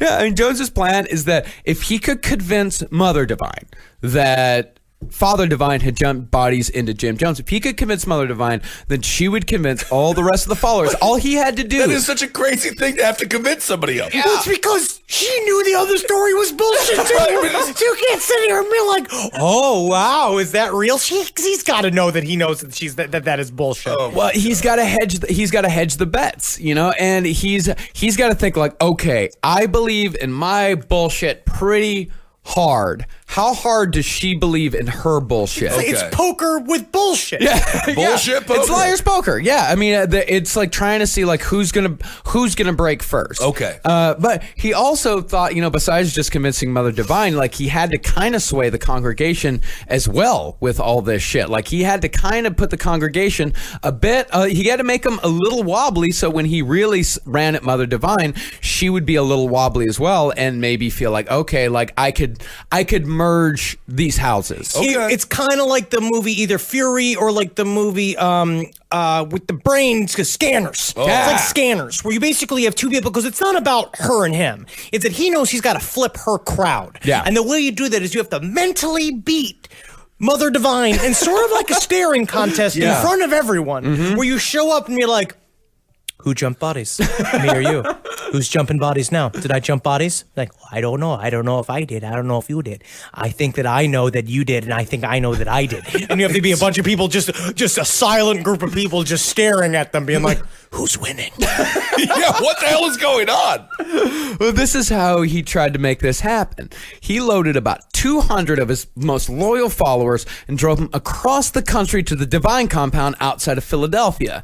And he also brought a few empty buses because he figured, this is how arrogant he was. He figured that in about 5-6 days' time, he was going to dazzle these people so hard that they were going to be bringing hundreds of people back with them. But remember, he has reason to believe this because this is how he's run his game for so long, is that people would show up on his road shows. They'd always have like one empty bus or like room in a couple of the buses. And basically they'd whip up the music and then you'd be like, woo, Right. praise Jesus, woo. And you just jumping and dancing with them. Be like, yeah, woo, yeah, woo, look at that soup. Oh, one soup, that's free soup. Woo, I'm dancing, I got Jesus in my feet. Woo, all of a sudden you're on the bus. Woo, just dancing with you. Oh, got my seatbelt on. Isn't this funny? Ah, it's crazy. I got my seatbelt on. Bus pulls off. Where are we going? Right. You're in the People's Temple now. Oh, shit. That reminds me of what I did to my friend Dave. At 2 o'clock in the morning, we were very intoxicated. We said, we're going to South Dakota, going to Mount Rushmore. He's like, okay. Yes, you think so. You're the funniest man I've ever met. Yeah, but then I threw him in the car, and then 12 hours later, he woke up. I was smoking Winston's. I was like, we're almost there. Oh, fuck. And then he was horrified. I gotta go to psych class. But it's a part of it, too. But that's not even a joke. It's like people would part of their way onto their buses, and all of a sudden, now you're in the People's Temple. You're What do you part of do? a socialist community, and you're fucking stuck there because you don't have any of your bullshit anymore. You don't have any money or possessions. Isn't it kidnapping? No, it's but kind of like emotional kidnapping. You kind of flip your mind. It's like because the part of it is what we were talking about before is that you lie to yourself like you could handle the community part of it. You think that you're ready to join something pure and crazy, but then when you show up, you're like, oh wow, how many bathrooms are there? How much Right. food is there? You know, it's the reality is shocking. Sure. Yeah. And when Jim Jones got to the International Peace Mission movement and he started talking, like, first he was talking all nice and sweet, me like, it's so great to be here. I love this movement. You know, Father Divine is inside me now. He kind of jumped inside of me to the point where I did a reverse Fresh Prince and came from California to Philadelphia. But people weren't really buying it, and Mother Divine also was like, "Oh, I don't know about this." Yeah, no kidding. And then Who's this white man? Like, Yeah. legitimately, it's been like, who's this white guy that just showed up? even though Mother Divine was also white. Oh yeah, I forgot Canadian. You forgot that she was a white Canadian. Oh yeah, that- that's why the first were like, what? And that's why Jim Jones thought that he might be able to flip it because Right. Penaniah went over to a white woman, so why wouldn't Right. Father Divine go over to a white man? Well, didn't this started with Mr. Divine? Yeah. Isn't he the one who started this whole idea of switching bodies? Yep, Father Divine was the one that said, like, Penaniah has gone over to a white woman now, Right. so we're all good. Oh, you know what? I just think they're not being reasonable. That's what I think. Very astute. Well, after people, like, they didn't immediately reject him. They were just, everybody was like, I don't know. It's crazy. Yeah. And Jim Jones's arrogance got the best of him. He got pissed off and he started telling them, the way you guys are living your life, this is bullshit. This is not a socialist society. This is not what Father Divine, I mean me. This is not what I wanted. He, him, me, I think. You got to come to People's Temple. You have to come or else you're going to hell. Yeah, he started straight up threatening them. So, like, you're gonna go to hell. Your lives are over. You're gonna be destroyed if you do not come with me. And you want to know what you don't do? What? Threaten a group of people in Philadelphia. Oh, I wouldn't Groups do in it. Philadelphia are highly dangerous and very motivated. They just rioted because they were happy. Oh, the Eagles won. They trashed the whole town. Well, except for the polls because they greased the polls. there were still people who climbed up. challenge. They actually still did it. Yeah. They still made it. Yeah. American Ninja Warrior Philadelphia edition. So after Jim Jones started getting aggressive with him, Mother Divine was like, get the fuck out of here. Like, I don't ever want to see you again. Get out of here and never come back. Right. And so on the way back, like, Jim Jones didn't say shit and nobody said shit to him. They said it was a silent, tense bus ride all the way from Philadelphia back to California. And it is really difficult. Just the silence is so much more echoing when you're 3 to a seat. Oh, yes. So everyone understood this was a failure for him. Everyone understood, Yes. but the thing is about Jim Jones, though, is that there are no failures, it's always someone else's fault. Well, he it's said never that- truly a failure. I love his excuse where she said that Mother Divine, they had a wonderful conversation, and then Mother Divine pulled him in another room, ripped open her shirt, and showed him her quote unquote sagging breasts, and asked her to have sagging breasts. Yeah. Waved them. Which I guess had the effect of, like, you know when a bird's got eyes on its wings and it's supposed to scare bigger predators away? Like one of those things where I guess the breasts were supposed to scare him, and he goes, oh no, not horrible pendulums. Where it's just like, well, he pulled a Brazil where he said, oh, she wanted me to fuck her, and I said no. Yeah. Oh, I see.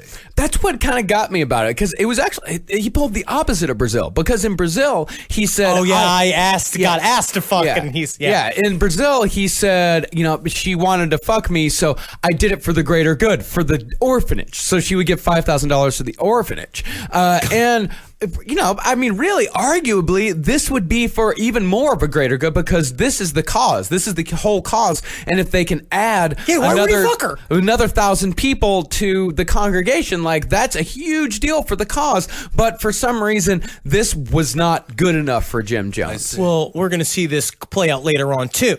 He started talking about shit like this, where he's just like, I only put out for the prime talent. Where it's like he's very much so, like, you're going to see his taste escalate in women, and then in men it stays exactly the same. Okay. Today's last podcast on the left is brought to you by Waco. Paramount Network presents Waco, a 6-part television event that tells the story of one of the most shocking sieges in U.S. history that resulted in a 51-day standoff between the FBI and the Branch Davidians.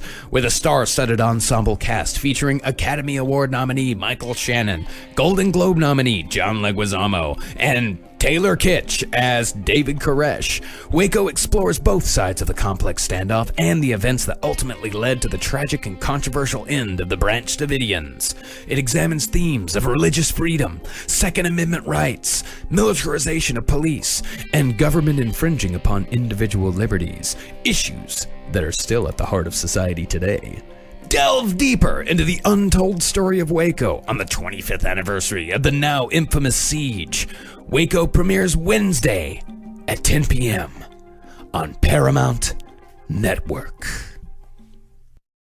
Yeah, but these failures, in a relative sense, were pretty small, and People's Temple was still growing. And with this growth came a greater need for control, and that control came in the form of the Planning Commission. Now, I see this as a direct result of these failures. I think what he realized is that when he went out, because he became so confident of what he was doing in Ukiah, and that he thought that he would just go out and fucking crush everywhere else.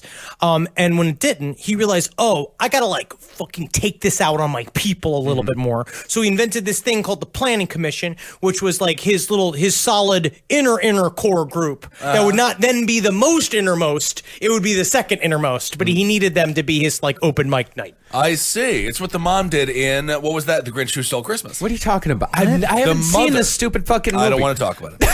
It's not a good film. It is a good film. I mean, I've watched a couple of minutes on TBS during Christmas when I was bored at my parents' house, but it was obviously a bad movie. It's not good. The Who's are physically deformed. The mother Who is on the Planning Commission. Can I actually ask this? Do the Who's believe in Christ?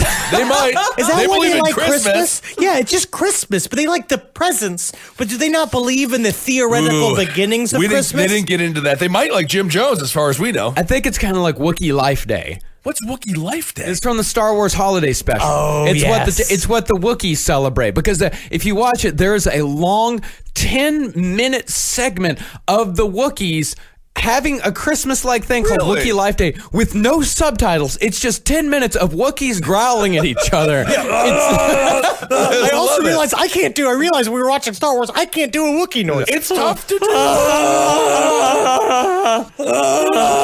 Ben, try it. Not good at it. Well, this Planning Commission, there was an illusion of collaboration. Jim Jones said, all right, we're forming this thing.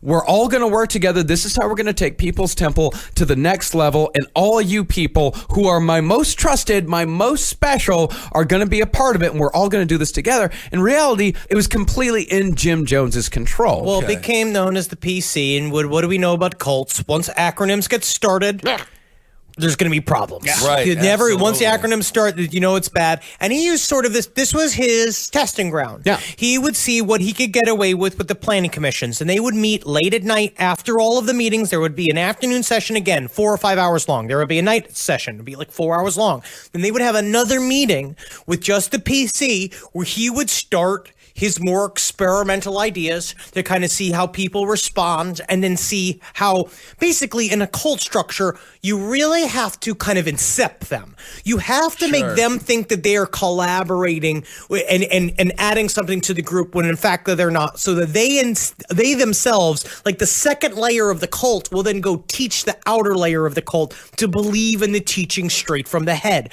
Like, so you basically, the only way you get the fringe people from saying check please is they see the inner group people saying no, it's a good idea. So they then see people reverberating the idea back and forth, so then it begins to make sense. Little circle of trust there. Yeah, because People's Temple is getting up into the thousands as far as membership goes. I think by 73 they had about like 3,000, and I think by the end it was like 7,000. Wow! Like there were only a small fraction of People's Temple members actually went to Guyana. Okay. Yeah, and I think Jim Jones, like, it was definitely a way for him to like put his ideas out there and have it go outside, but it was also a toy for Jim Jones. Yeah. It was like this guy, Jim Jones, played with the people in the planning commission the way like a serial killer plays with a dead body, just seeing what he's going to get away, just seeing what he can do just for his own pleasure. I mean, the thing did serve administrative purposes, but it seems like the way most writers tell it, the PC was used as more of a platform for abuse and humiliation, all under the guise of being a place where people could accomplish great things. Interesting. And you tried to make them little human zombies like Jeffrey Dahmer did. Yeah, I mean, shit like that, yeah. And of course, most of the humiliation had to do with the thing it's easier to use to humiliate someone is sex. And one of the main purposes of the PC was so Jones could bring women he wanted to have sex with into his confidence. The PC was at its largest about 100 members out of the thousands that People's Temple ended up having, and it was only out of the PC that Jones would pluck his sexual conquests. And it wasn't quite in the Poison way of handing black roses to the talent in the front row to come in, but it was kind of like that, where they would go. The cultist bachelor? Yeah, where they would bring people. This was his way of bringing him closer. And again, and every single time, well, we would see if he had a smart ass asking a lot of questions, he'd put him on the PC. If he had a woman that he wanted to have sex with, he'd put her on the PC. So was it a punishment or half and half? reward? We're going to learn that they are exactly the same. Yeah. Yeah, I mean, and I think that's one of the brilliant things about Jim Jones, and also what a lot of cults do, is they blur the line between punishment and reward. Oh, Robin Think about Thicke. this, a bunch of people bragging about how little sleep they got. Yeah, right? That's right. the first one. It was like once you start, and that just shows again the subtle build and the way people can be really flipped is once you control their whole behavior. It's because it gets to a point they view pain as pleasure, and then once that starts happening, they believe they deserve it, and they believe that it's the will of God, and that they're supposed to be like this. And then Jim Jones uses that to his own advantage. Yeah, and taking the sex thing even further, like half the purpose of the PC, as far as their meetings went, what they talked about, Jones just wanted a captive audience to listen to him go on and on about how virile he was and how much he liked to fuck and who he was fucking and who he had fucked in that room. Well, he would actually make people write statements describing their personal sexual experiences that would be read aloud to the entire PC. And he'd make them do it like in the middle of the meeting. He was like, hey, why don't you, we fucked, right? Yeah, we fucked. Write about it. Write a statement, and then we're going to read it. Wasn't there a statement I read one of them as being like, I had a great time. It was just like signed Nancy. My only lover has been Jay. Huh. And that doesn't say a lot, though. No. Because that, honestly, that's technically not even good or bad. That's just a fact. Right. Now, the other half of these planning commission talks is much more sinister. The PC. That was the good part? That was the good part. That was That's the fun the good part. part? Yes, you have to Oh, give. dang. Basically, you give up to 10 bed springs for his level of fuckingness, where you just say like I a 7 see. out of 10 loved it. Could have used a little bit more feet sucking. 2 out of 10. I am a man and I did not enjoy this, and he tears those up. He's like, I only take 6 out of 10s. The PC was also in charge of discipline. And that's disciplining the entire congregation. Now, most of the time, the discipline was just counseling. And that's by Jonestown survivor Tim Carter's own admission. Like, Tim Carter is, I mentioned him earlier, this guy is the biggest he's the biggest Jonestown critic. He's the biggest People's Temple critic. He's the one that we know so much about People's Temple, the inner workings of it, because of Tim Carter. And Tim Carter said, 80% of the time, it wasn't really that bad. Yeah, because it worked, because the counseling just worked. They would talk people out, and they had counseling programs with real counselors that ended up being parts of the People's Temple that they would do. But then the problem is that once you got past like level 3 of counseling and you were still not doing shit, that's when the verbal public humiliation would start. Mm-hmm. Yeah, and they called that catharsis. That entailed them bringing people up to the front of the church, and they'd scream and yell at them and tell them what a big piece of shit they were. And then at the end, Jim Jones would go over and he'd give them a big hug, say it's for your own good. And that was punishing with one hand, comforting with the other hand. Shows them not only do I administer punishment, but I care for you so much. I'm going to make you feel better afterwards. Mm-hmm. It's the abuse cycle. It's being in an abusive relationship where you're the source of all stimulus. Yeah. And then there were the spankings. Uh-oh. Started off as just a lick or two from the belt, which sounds relatively tame as far as cult punishments go, especially when we compare it to some of the fucking Om Shinrikyo stuff. Right. But this wasn't done in private. Usually this was done in front of a congregation of like 1,000 members. These are the locked door meetings. But still, there's like 1,000 people there. Yeah. And then they do it 100 people at a time, all waiting in line to be spanked. They've been doing this in Congress a lot. I find like this this is like a senator-like activity, I feel. Yeah, that's why they call it the majority whip. Whoa! Capitol Steps, here comes your new member. There it is. Real Henny Youngman. And then the belt escalated to a paddle, which Jim Jones not so originally called the Board of Education. Oh man, it's so fucking like the wall, dude. Oh, every principal calls his paddle the Board of Education. Why do principals still have paddles? I don't think they should. I guess probably not. I mean, up until I graduated in 2001, the principal had a paddle, the superintendent had a paddle. Some of the teachers had like personal paddles. Did you have to wear those clay masks and pretend to fall into a sausage grinder? No, but you got to sign the paddle after he spanked you. Oh, after he gave you a few licks. Stop with the licks. Good.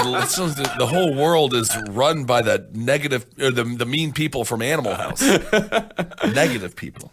And then the number of licks escalated. It started with like 1, 2, 3, but then it got up to 25. Whoa. And then it got up to 50. And then it got up to 100. That's too many. All in front of the congregation. Sometimes with such force that these people required medical attention for their butts. Well, excuse me, I'm a doctor for butts. I can let me look at them. I'm not really a doctor. I probably should have said that before I started looking at your butt. But the one thing I will say is you got 2 cheeks, you got 1 hole.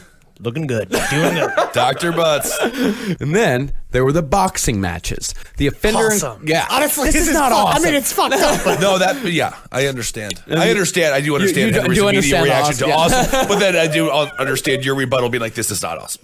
Forced boxing is not good. No, the offender in question, usually just guilty of being bourgeois, would be forced into a public boxing match against a member he or she had no chance of beating. damn. And people are watching that shit too. They're screaming, they're cheering. The congregation is fucking loving it. It must be so, especially at this point, because originally they were just singing and dancing in a normal church. Remember again, 2 years ago, they were just in a church singing and dancing. Now you're at a point where like, get him, Mrs. Henderson! Kick him in the fucking nuts! Kick him in the fucking nuts! You got Mr. Muggs just being forced to box a little old lady being man. I don't want to kill you, but I will. Look at what I did to Raquel Welch. Oh. At some point, the boxing ring is being built, huh? Yeah, built up there. And even if the offender won, sometimes they'd have to fight opponent after opponent until Jones figured they'd had enough. I mean, they'd have to pretty much fight until they lost. Wow. And sometimes he even made them do it naked. And then sometimes they'd even put like a young kid against an old lady. Who won?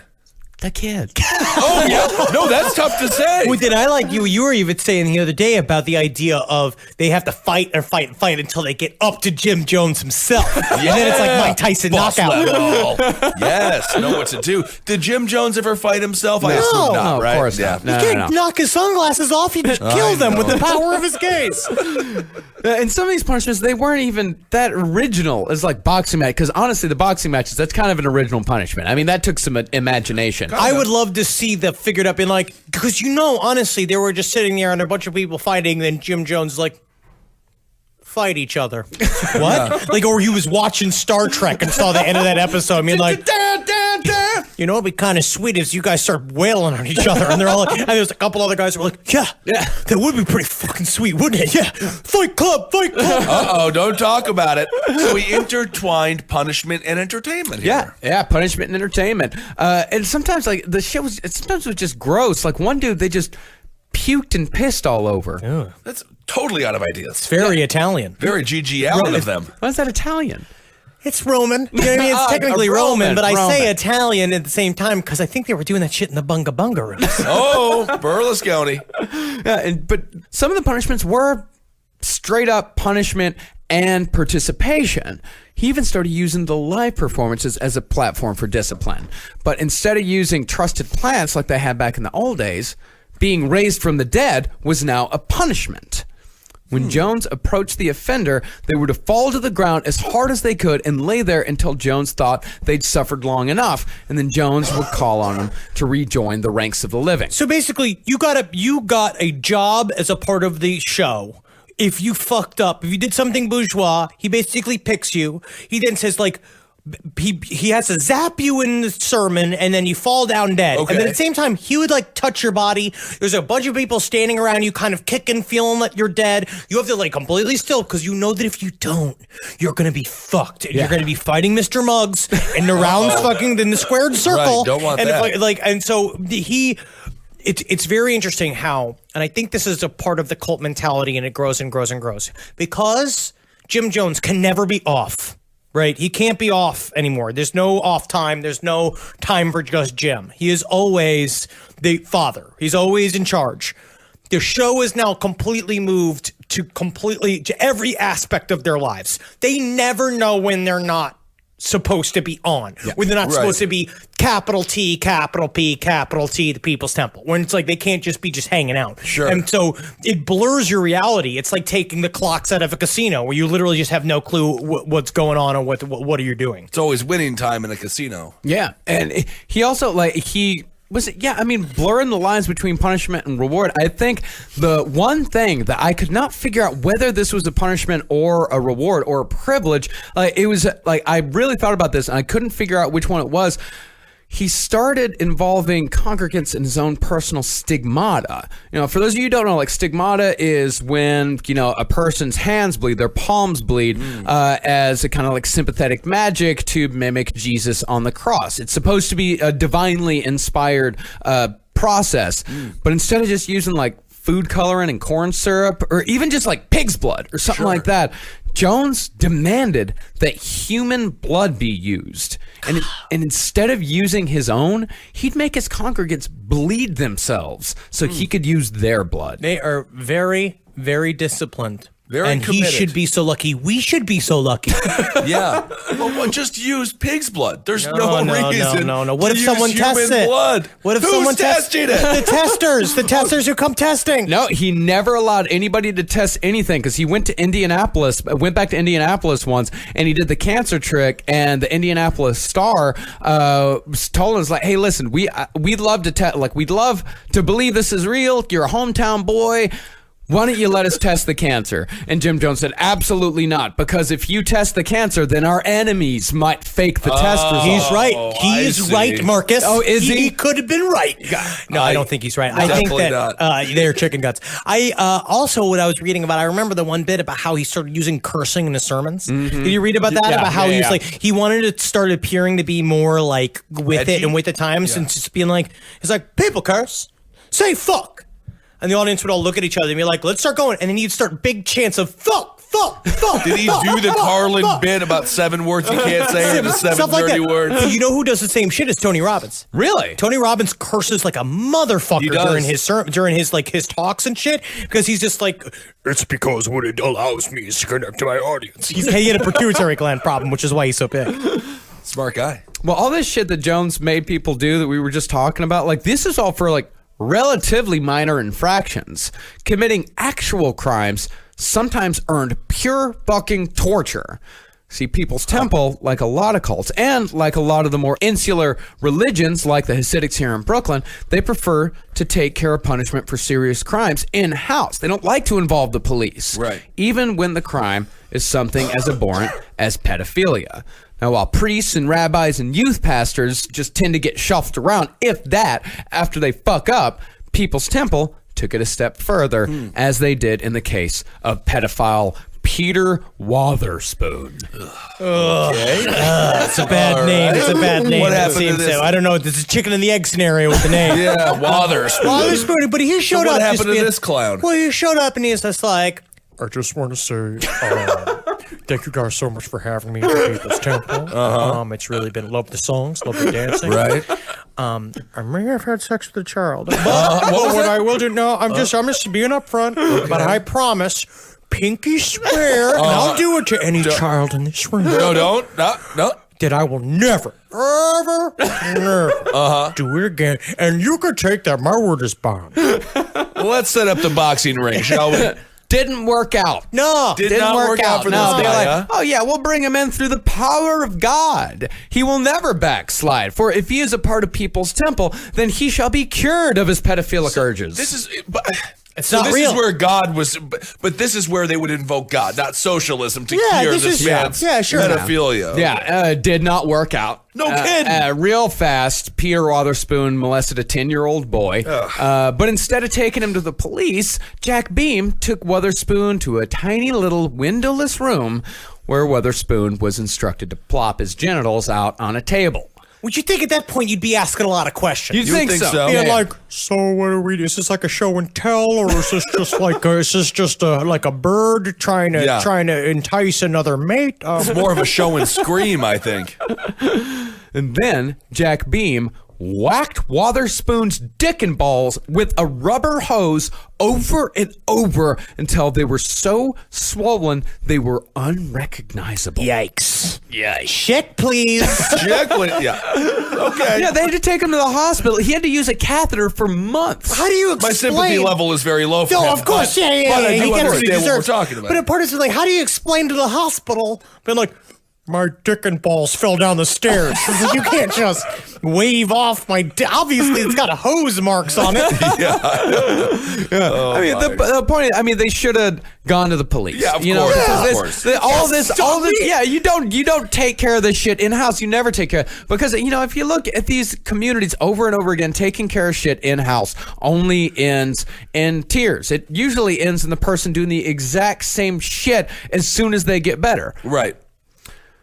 Now, as it is with all cults, there's always the question: why don't you leave? Sure. People's Temple was. Well, Marcus, as it is with all cults, the question is, why don't they leave? Yeah, Marcus, why don't they leave? I'll tell you. Oh. See, most of the time the answer is simple. These people don't have anywhere else to go. The People's Temple has all your shit now.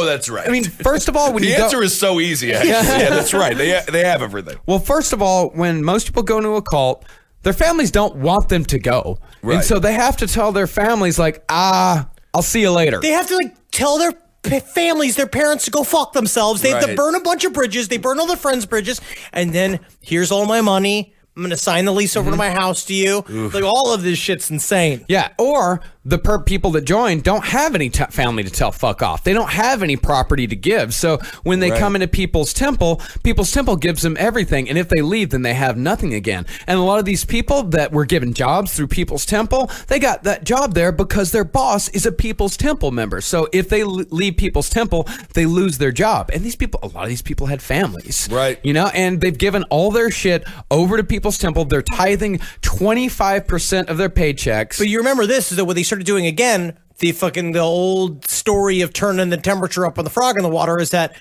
the tithing started at like 10% and moved up to 25%. But then he started making you write the amount of money you actually make on a piece of paper. And then he would slowly uptick to squeeze what he can out of you. Slowly but surely, you're giving 90% of your paycheck. And then that stuff is money that you got from them in the first place. So essentially, you're working for People's Temple jobs that then pay you money, that then that money is going back into the system, where essentially everybody's, it's like, it's the company dime. It's the same company. It's the company store. It's working for Walmart. Yeah. Right. And even if you did end up leaving, Jones made a decree that all former members had to live at least 100 miles away. And if they didn't, then Jones would send out his enforcers to intimidate you into doing so. Okay. And all this power was made possible by Jones's expansion from Redwood Valley south to California's major cities. He planted a pretty good financial foothold in Los Angeles, but he knew he could only go so far in that city. Los Angeles gave him money. Jim Jones wanted power. All right. He decided it was time to really put a stake in a city where he could insert himself into the public arena in a way he only dreamed of in Indianapolis. And he is going to Des Moines, Iowa. Pearl of Iowa. Where dreams are made of.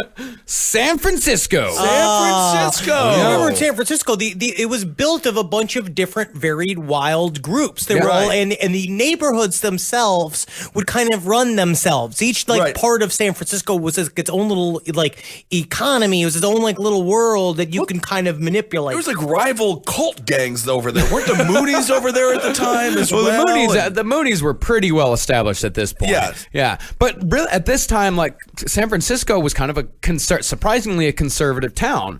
But now, the hippies had moved in, and now it was the gays, and now the blacks had started to say, hey, we want rights too. We are, sure, because they were all pushed into this shitty neighborhood. And they're like, listen, we need influence here. We actually need some change here. Right. And Jim Jones came in at just the perfect point to be at the forefront of that movement. And this guy, he would accomplish shit politically that seems almost unbelievable if all you know about Jim Jones is Jonestown. This guy had very real political power, working with and against people that are still making headlines today. People that are senators now. Who do we got? You want to name names? You know what, man? I'm gonna leave it as a surprise. Really? You'll be excited. Okay. Yeah, you'll love it. I'm gonna leave the senator as a fucking Senator surprise. Bernie Sanders. But all that would take a lot of years and quite a bit of groundwork. Upon arriving, Jones sought out an influential doctor named Carlton Goodlett, who ran one of San Francisco's biggest black newspapers. Using his mother as a Trojan horse, Jones played the dutiful. I can use that metaphor. I know, Ken was a Bone. Trojan horse. It's just Ken Bone calling pregnant women human submarines. Those little human submarines. Because they were chock full of semen. Yes, That's kind of fun. All All mothers are Trojan horses because they got people in them. I see. Oh, fine. But this was a metaphorical Trojan horse. Yeah, he went along to Dr. Carlton Goodlett's office, and he played the dutiful son by his mother's side. Man, Mommy Jones did a really good job joining up, and she's just as manipulative as her son. Yeah, that's and what she I'm thinking really here. fucking helps quite a bit. Yeah, she's So on she board. was all in. She's on board for everything. Okay. Yeah, and so Was she there during all the humiliation stuff? Yes. Oh, yeah. And Watch she was it. just fine with it? Oh yeah, just watching, loving it. Okay. happy with it, completely happy with it, because Just proud of her son. Proud that her son is finally making money. Our right. mothers are finally proud of us, even though they still don't truly understand what it is that we do. Right. all Jim Jones's mother cared about was that Jim Jones was a great man. All she cared about was that he had power, people were following him, and the ends justified the means in every way whatsoever, because the bigger Jim Jones got, the better she felt about her own life. Because it boosted her ego. Sure. So as Jim Jones was taking his mother to all these doctor visits, he started talking to the doctor himself and started putting in these little hints like, yeah, I'm a pastor. Yeah, I do this socialist church. Yeah, we have a big black membership. It's like during a proctologist exam? Like, what is the Hey, doctor his mommy's two getting her fingers boobies splashed by the mammograms. How does that work? It's like a squeezing machine where it goes like, I don't know how it works. dung, dung, dung, dung, dung, dung, and they're just sitting there just talking over his mom's nude body. All right. Well, after they had a few conversations, this Carlton Goodlett guy was like, fuck yeah, I like the cut of your jib. Come on in. Like, let's get you into San Francisco. Let me ask you something, Goodlet. Do you douche? I mean, your butthole. Do you think Jim Jones was ever surprised that all this stuff worked? Yes. Where he was just like, I got another one. Very, very much so. Okay. Like, he would sometimes, like, at time, like, after he accomplished something, like, particularly big, like, people that were with him would, like, look over at him and he'd just be like, Jesus Christ. God, okay. Do you get the feeling he wanted to, did he ever want it to stop? No. No, because at some point he would be like, I hope this one doesn't work because I don't want to expand anymore. It would have to stop completely against his will. But the problem is that, it's the other side is that what the difference between a normal human being and a cult leader is that a cult leader views all this as validation. Right. Eventually you'd start saying like, oh, maybe all of the bullshit I'm saying that I know is bullshit, maybe it's not.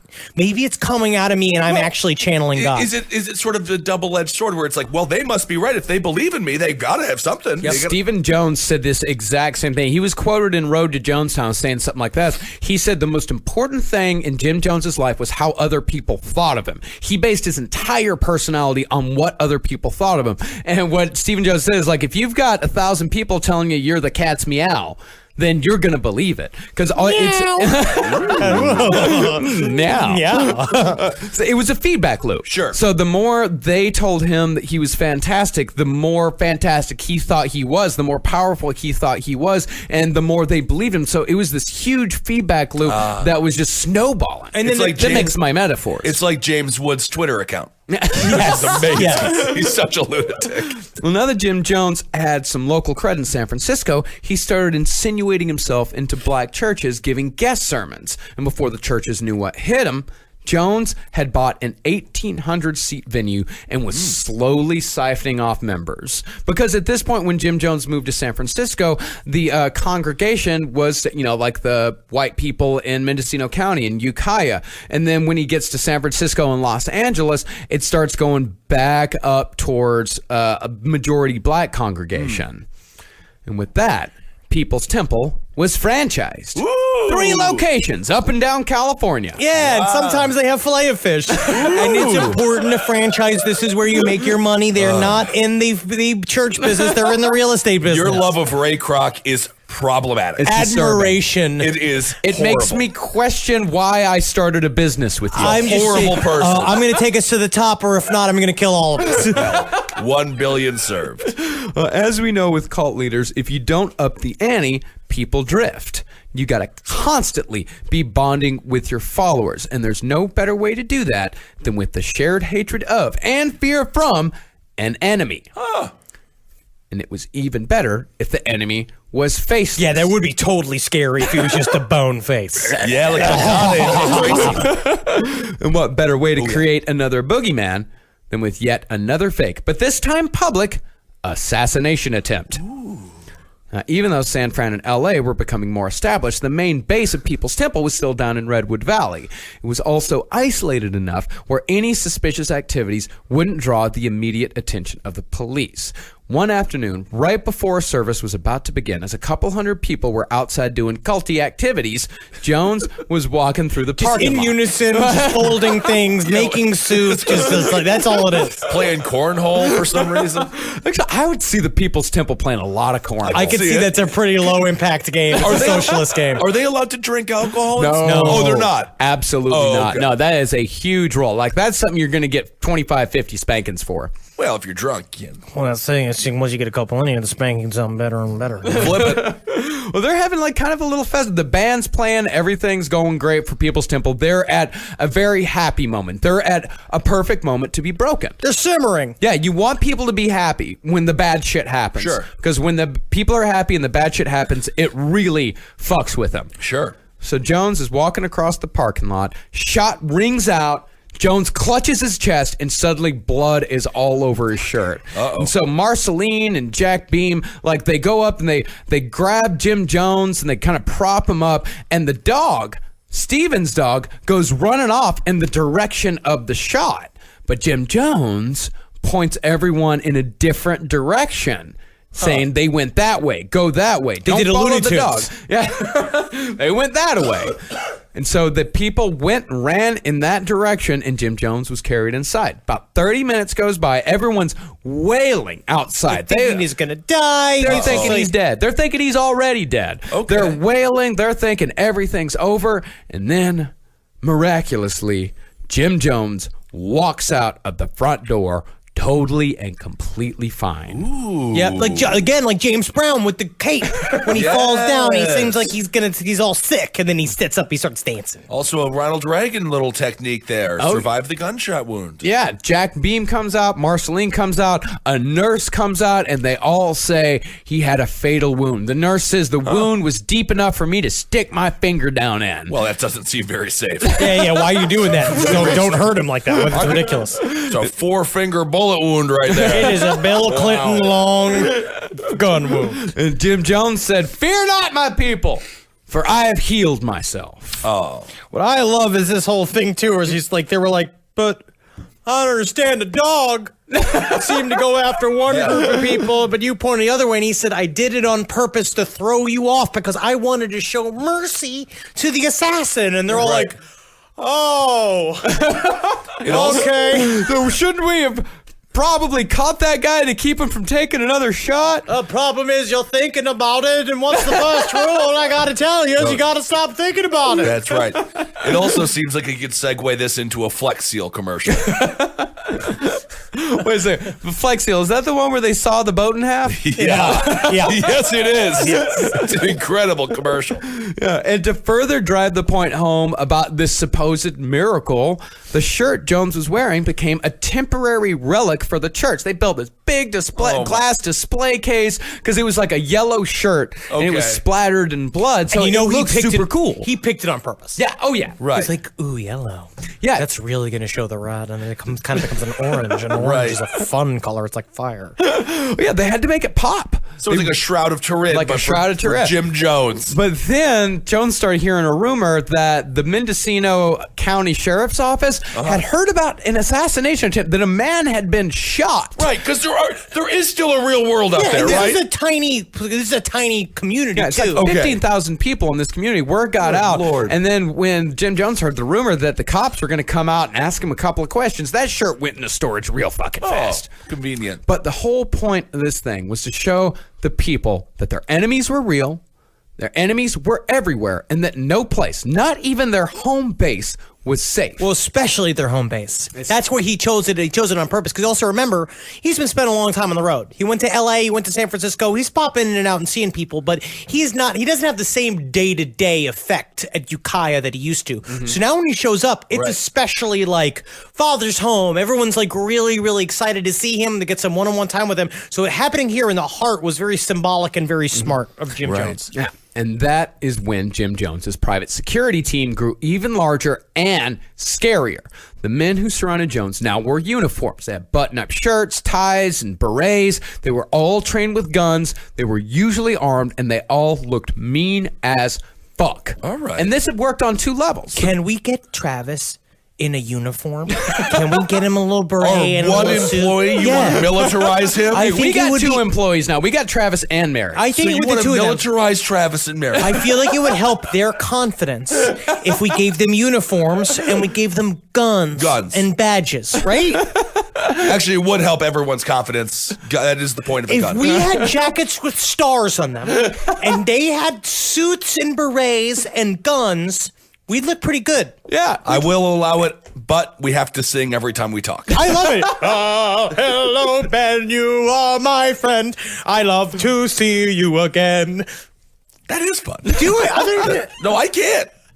This whole thing worked on 2 levels. One, it made Jim Jones intimidating to outsiders. No kidding. Yeah, I mean, outsiders saw this guy's like, oh, this guy's a big deal. Yeah, this guy's a big deal. And it also made him intimidating to people on the inside, like, oh, that guy has a small army. Like, that guy has dudes with guns. And so threats are no longer existential. Threats are no longer supernatural. Threats are now very real. Well, also, planning commissions changed quite a bit because you're sitting there, these meetings that used to be pretty informal, but a kind of a group setting are now, he's standing there with a group of armed he's got his fucking whole entourage of people with guns, super scary looking. He's just laying on a couch drinking soda while everyone else has to stand or sit on the floor, not allowed to go to the bathroom. It's pretty intense. Yeah. So we can see the escalation here. We have, Oh no, this is a big jump. Yeah, this Yeah. is, right? Yeah. It seems like it. And the feedback loop works even more because Jim Jones, he has this, the assassination attempts have all been fake,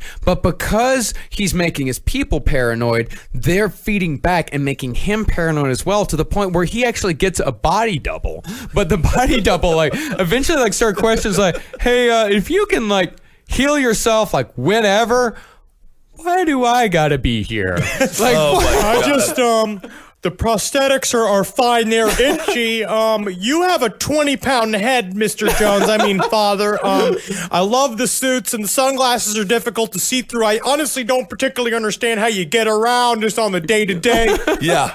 Just take a bullet for me, Brian. How the hell do you be a body double? Can you imagine that life? That's so crazy. Honestly, So weird. Greatest. my body double on A to Z was a lovely man. Yeah. And he did very good. That's what his job was, is that he was a double. Yeah, but they weren't going to shoot you on A to Z. You never got to S. Depends if we had, if it had come down to that. I imagine at some point, and there is some stipulation in a Warner Brothers contract somewhere that a stand-in for you is also required to die for you. And sometimes I would feed him my food to see if he died. Greatest body double, the one in Veep. The one that Julia Louis-Dreyfus' daughter is married to. That's such a funny storyline. I love it.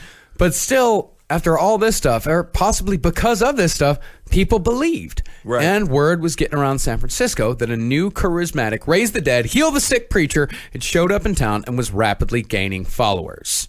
And that is when a reporter for the San Francisco Examiner named Lester Kingsolving figured there might be a story in this Jim Jones fella. By the time Lester was finished investigating, he had a story big enough to spread over an 8-day series. All right. Thing is, though, even though Jones freaked out at first, the stories that were actually substantiated weren't really all that bad because he hinted at Jim Jones kind of being a scam, but he never came right out and said it. The whole thing was pretty fucking tame. Also, that was technically the least bad thing within the People's Temple at this point was the healings being fake. Yeah. It was Right, the right. serial abuses and spankings and the boxing and then the dick mauling. That was the shit that you can't get to because you didn't know it was happening. Yeah, I like but- that. Darth Maul's father, Dick Maul. Very little known Richard story. Maul, they all call me Dick. Well, all that stuff was backloaded.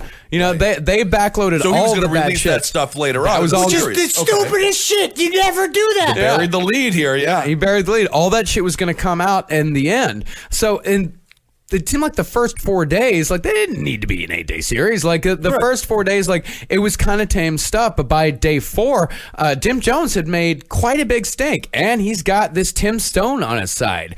You know, lawyer. Yeah, he's got the lawyer on his side. So the San Francisco Examiner, they decided like by about like on day 4, they're like, listen, we're not going to do 5, 6, 7, and 8, and that's where the harassment, the threats, the punishment, mostly from Whitey Firestone. That's where it all. That's where it all came from. That's where it all was, but it was all unsubstantiated. This is the saddest thing, too, is that Whitey Firestone was such bad luck all the time that he couldn't even get this article done. I mean, you put it in the article number 7.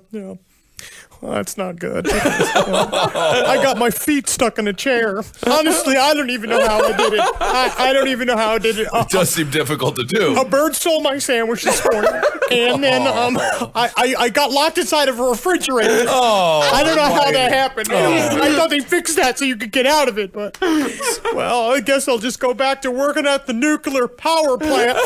Bye, Whitey. So Whitey was the source here. Whitey was one of the sources. There were a few sources, but yeah, Whitey was one of them. But the amazing thing about the Kinsolving articles was that it was actually great PR for People's Temple. When people read about Jones's supposed healing powers, they didn't think, oh my God, look at this bullshit. They thought they'd found salvation. Think about the articles on Facebook that say like all you have to do is read the 3 words in the headline, and you just see healing powers. You don't read unsubstantiated. You don't read this stuff. You just see because you're so desperate. You're like, oh fuck, that's where I'm going to go to get rid of my cancer. I would never fall for anything dumb like that. Anyway, I've got to go take my tactical bath. I bought it on InfoWars. Oh, I love my tactical bath. Yeah. It makes you bulletproof. Yeah, I heard that. Yeah, after Kinsolving, temple membership only increased. This guy helped Jim Jones quite a bit. Very smart. Yeah, and it also bound Jim Jones's followers even closer because there was another enemy to fight. Fake news. Oh no, it's always been there. If there was only an award show. If only. Now, the threats to their beliefs, they were coming from the outside. And it was no longer vague. It wasn't faceless. They were now in print, tangible. Like he had something to point at. Say, like, see, look, they don't want me to accomplish the things that I want to accomplish. They don't want to let us accomplish the things that we want to accomplish. Right. That's fake news. They even got a few people from the media on their side as well. There was this one local TV reporter. His name was Michael Prokes. He read the Kinsolving articles, and he traveled down to Redwood Valley. He figured, like, maybe there's like a further story in this because he read it and he was skeptical. It's like, this sounds kind of weird. Let's go check it out. But before long, fucking Prokes was the press secretary. God, again, you hire him. Yeah. All you got to do is hire him. Right. Like, I will also put this on the magnetism of the group of people at the People's Temple. The people there seemed like they were so sweet and genuine and nice. This is, to me, the saddest part about this story, is that Om Shinrikyo, they became like brain dead fucking servers Militant. of Cobra. You know what I mean? Like Yeah. really, really intense. And same in Children of God. It was molesters and the molested. But this is like good people. Yeah. They were a fun crowd. And then all of a sudden, they were just being used terribly. Yeah. Okay. Now, even though Jones was able to deflect bad press from the outside, he had his own little rebellion brewing within. In 1973, Jones was faced with the Gang of Eight, which is where we'll pick back up next time on Part 4 of Jonestown. Oh my goodness. All right. Well, we are really getting through it. I gotta say, check, please.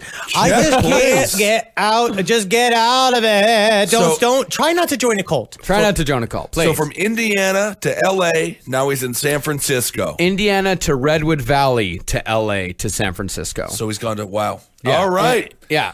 Whew. Yeah. I mean, I understand. It seems like a slow burn, slow process it's a to slow becoming burn. what the I still try to remember how horrible this all ends. I understand. We want to get out of the bullshit, right? You kind of like the concept is like everybody doesn't care about anybody else, and the world's in constant strife. We're in the middle of this right now. It seems like in 2018, it's such a prime spot for cults. I imagine there's got to be shit popping up that we even hear about, that we will hear about eventually, which I'm kind of excited for. Like, shouldn't be. Who knows? But a part of it's like we'll see what happens. All right. So what do we have to do now? Should we thank people for Patreon? Thank you very much for giving to our Patreon. If you guys feel like we deserve a little something extra, just go to patreon.com/podcast on the left. We appreciate each and every single one of you. Yep. I want to thank everyone. I ran into a bunch of fans yesterday at the 25th anniversary of Raw. Yeah, nice. And it was so fun. So that was exciting to see everyone. I want to make a tiny correction. I was corrected. I said last week that the Scientology drug rehab program was Al-Anon, and it's not. It's Narcanon. I fucked it up. Al-Anon is actually a nice organization. Well, it's fine. It's from Alcoholics Anonymous, depending on if you like it or not. There's some people that don't. And I don't care. Whatever you got to do. There it is. Corrections have been made. I did it. So follow us on Twitter at Henry Loves You, at Marcus Parks, at Ben Kissel. Follow us on Instagram at Dr. Fantasty and Marcus Parks, at Ben Kissel, the .1, and follow us on the horseshit at LP on the left. All right. And make sure you listen to all the shows here on the Last Podcast Network. Abe Lincoln's Top F for everything political, roundtable. We got a couple episodes, new episodes coming out. Page 7. You know where. Just go to the website and peruse. And we got some new shows coming out, and I think you'll enjoy them. Hail Satan. Hail yourselves, everyone. Elgin. Hail me. Magustalations. Hail love. It is real. Congratulations on your engagement. It is Are you going to real. get married before Holden does? I don't know if I can kill him like that. I don't know if I could go ahead and pull a sweeps week on him like that. I think you could.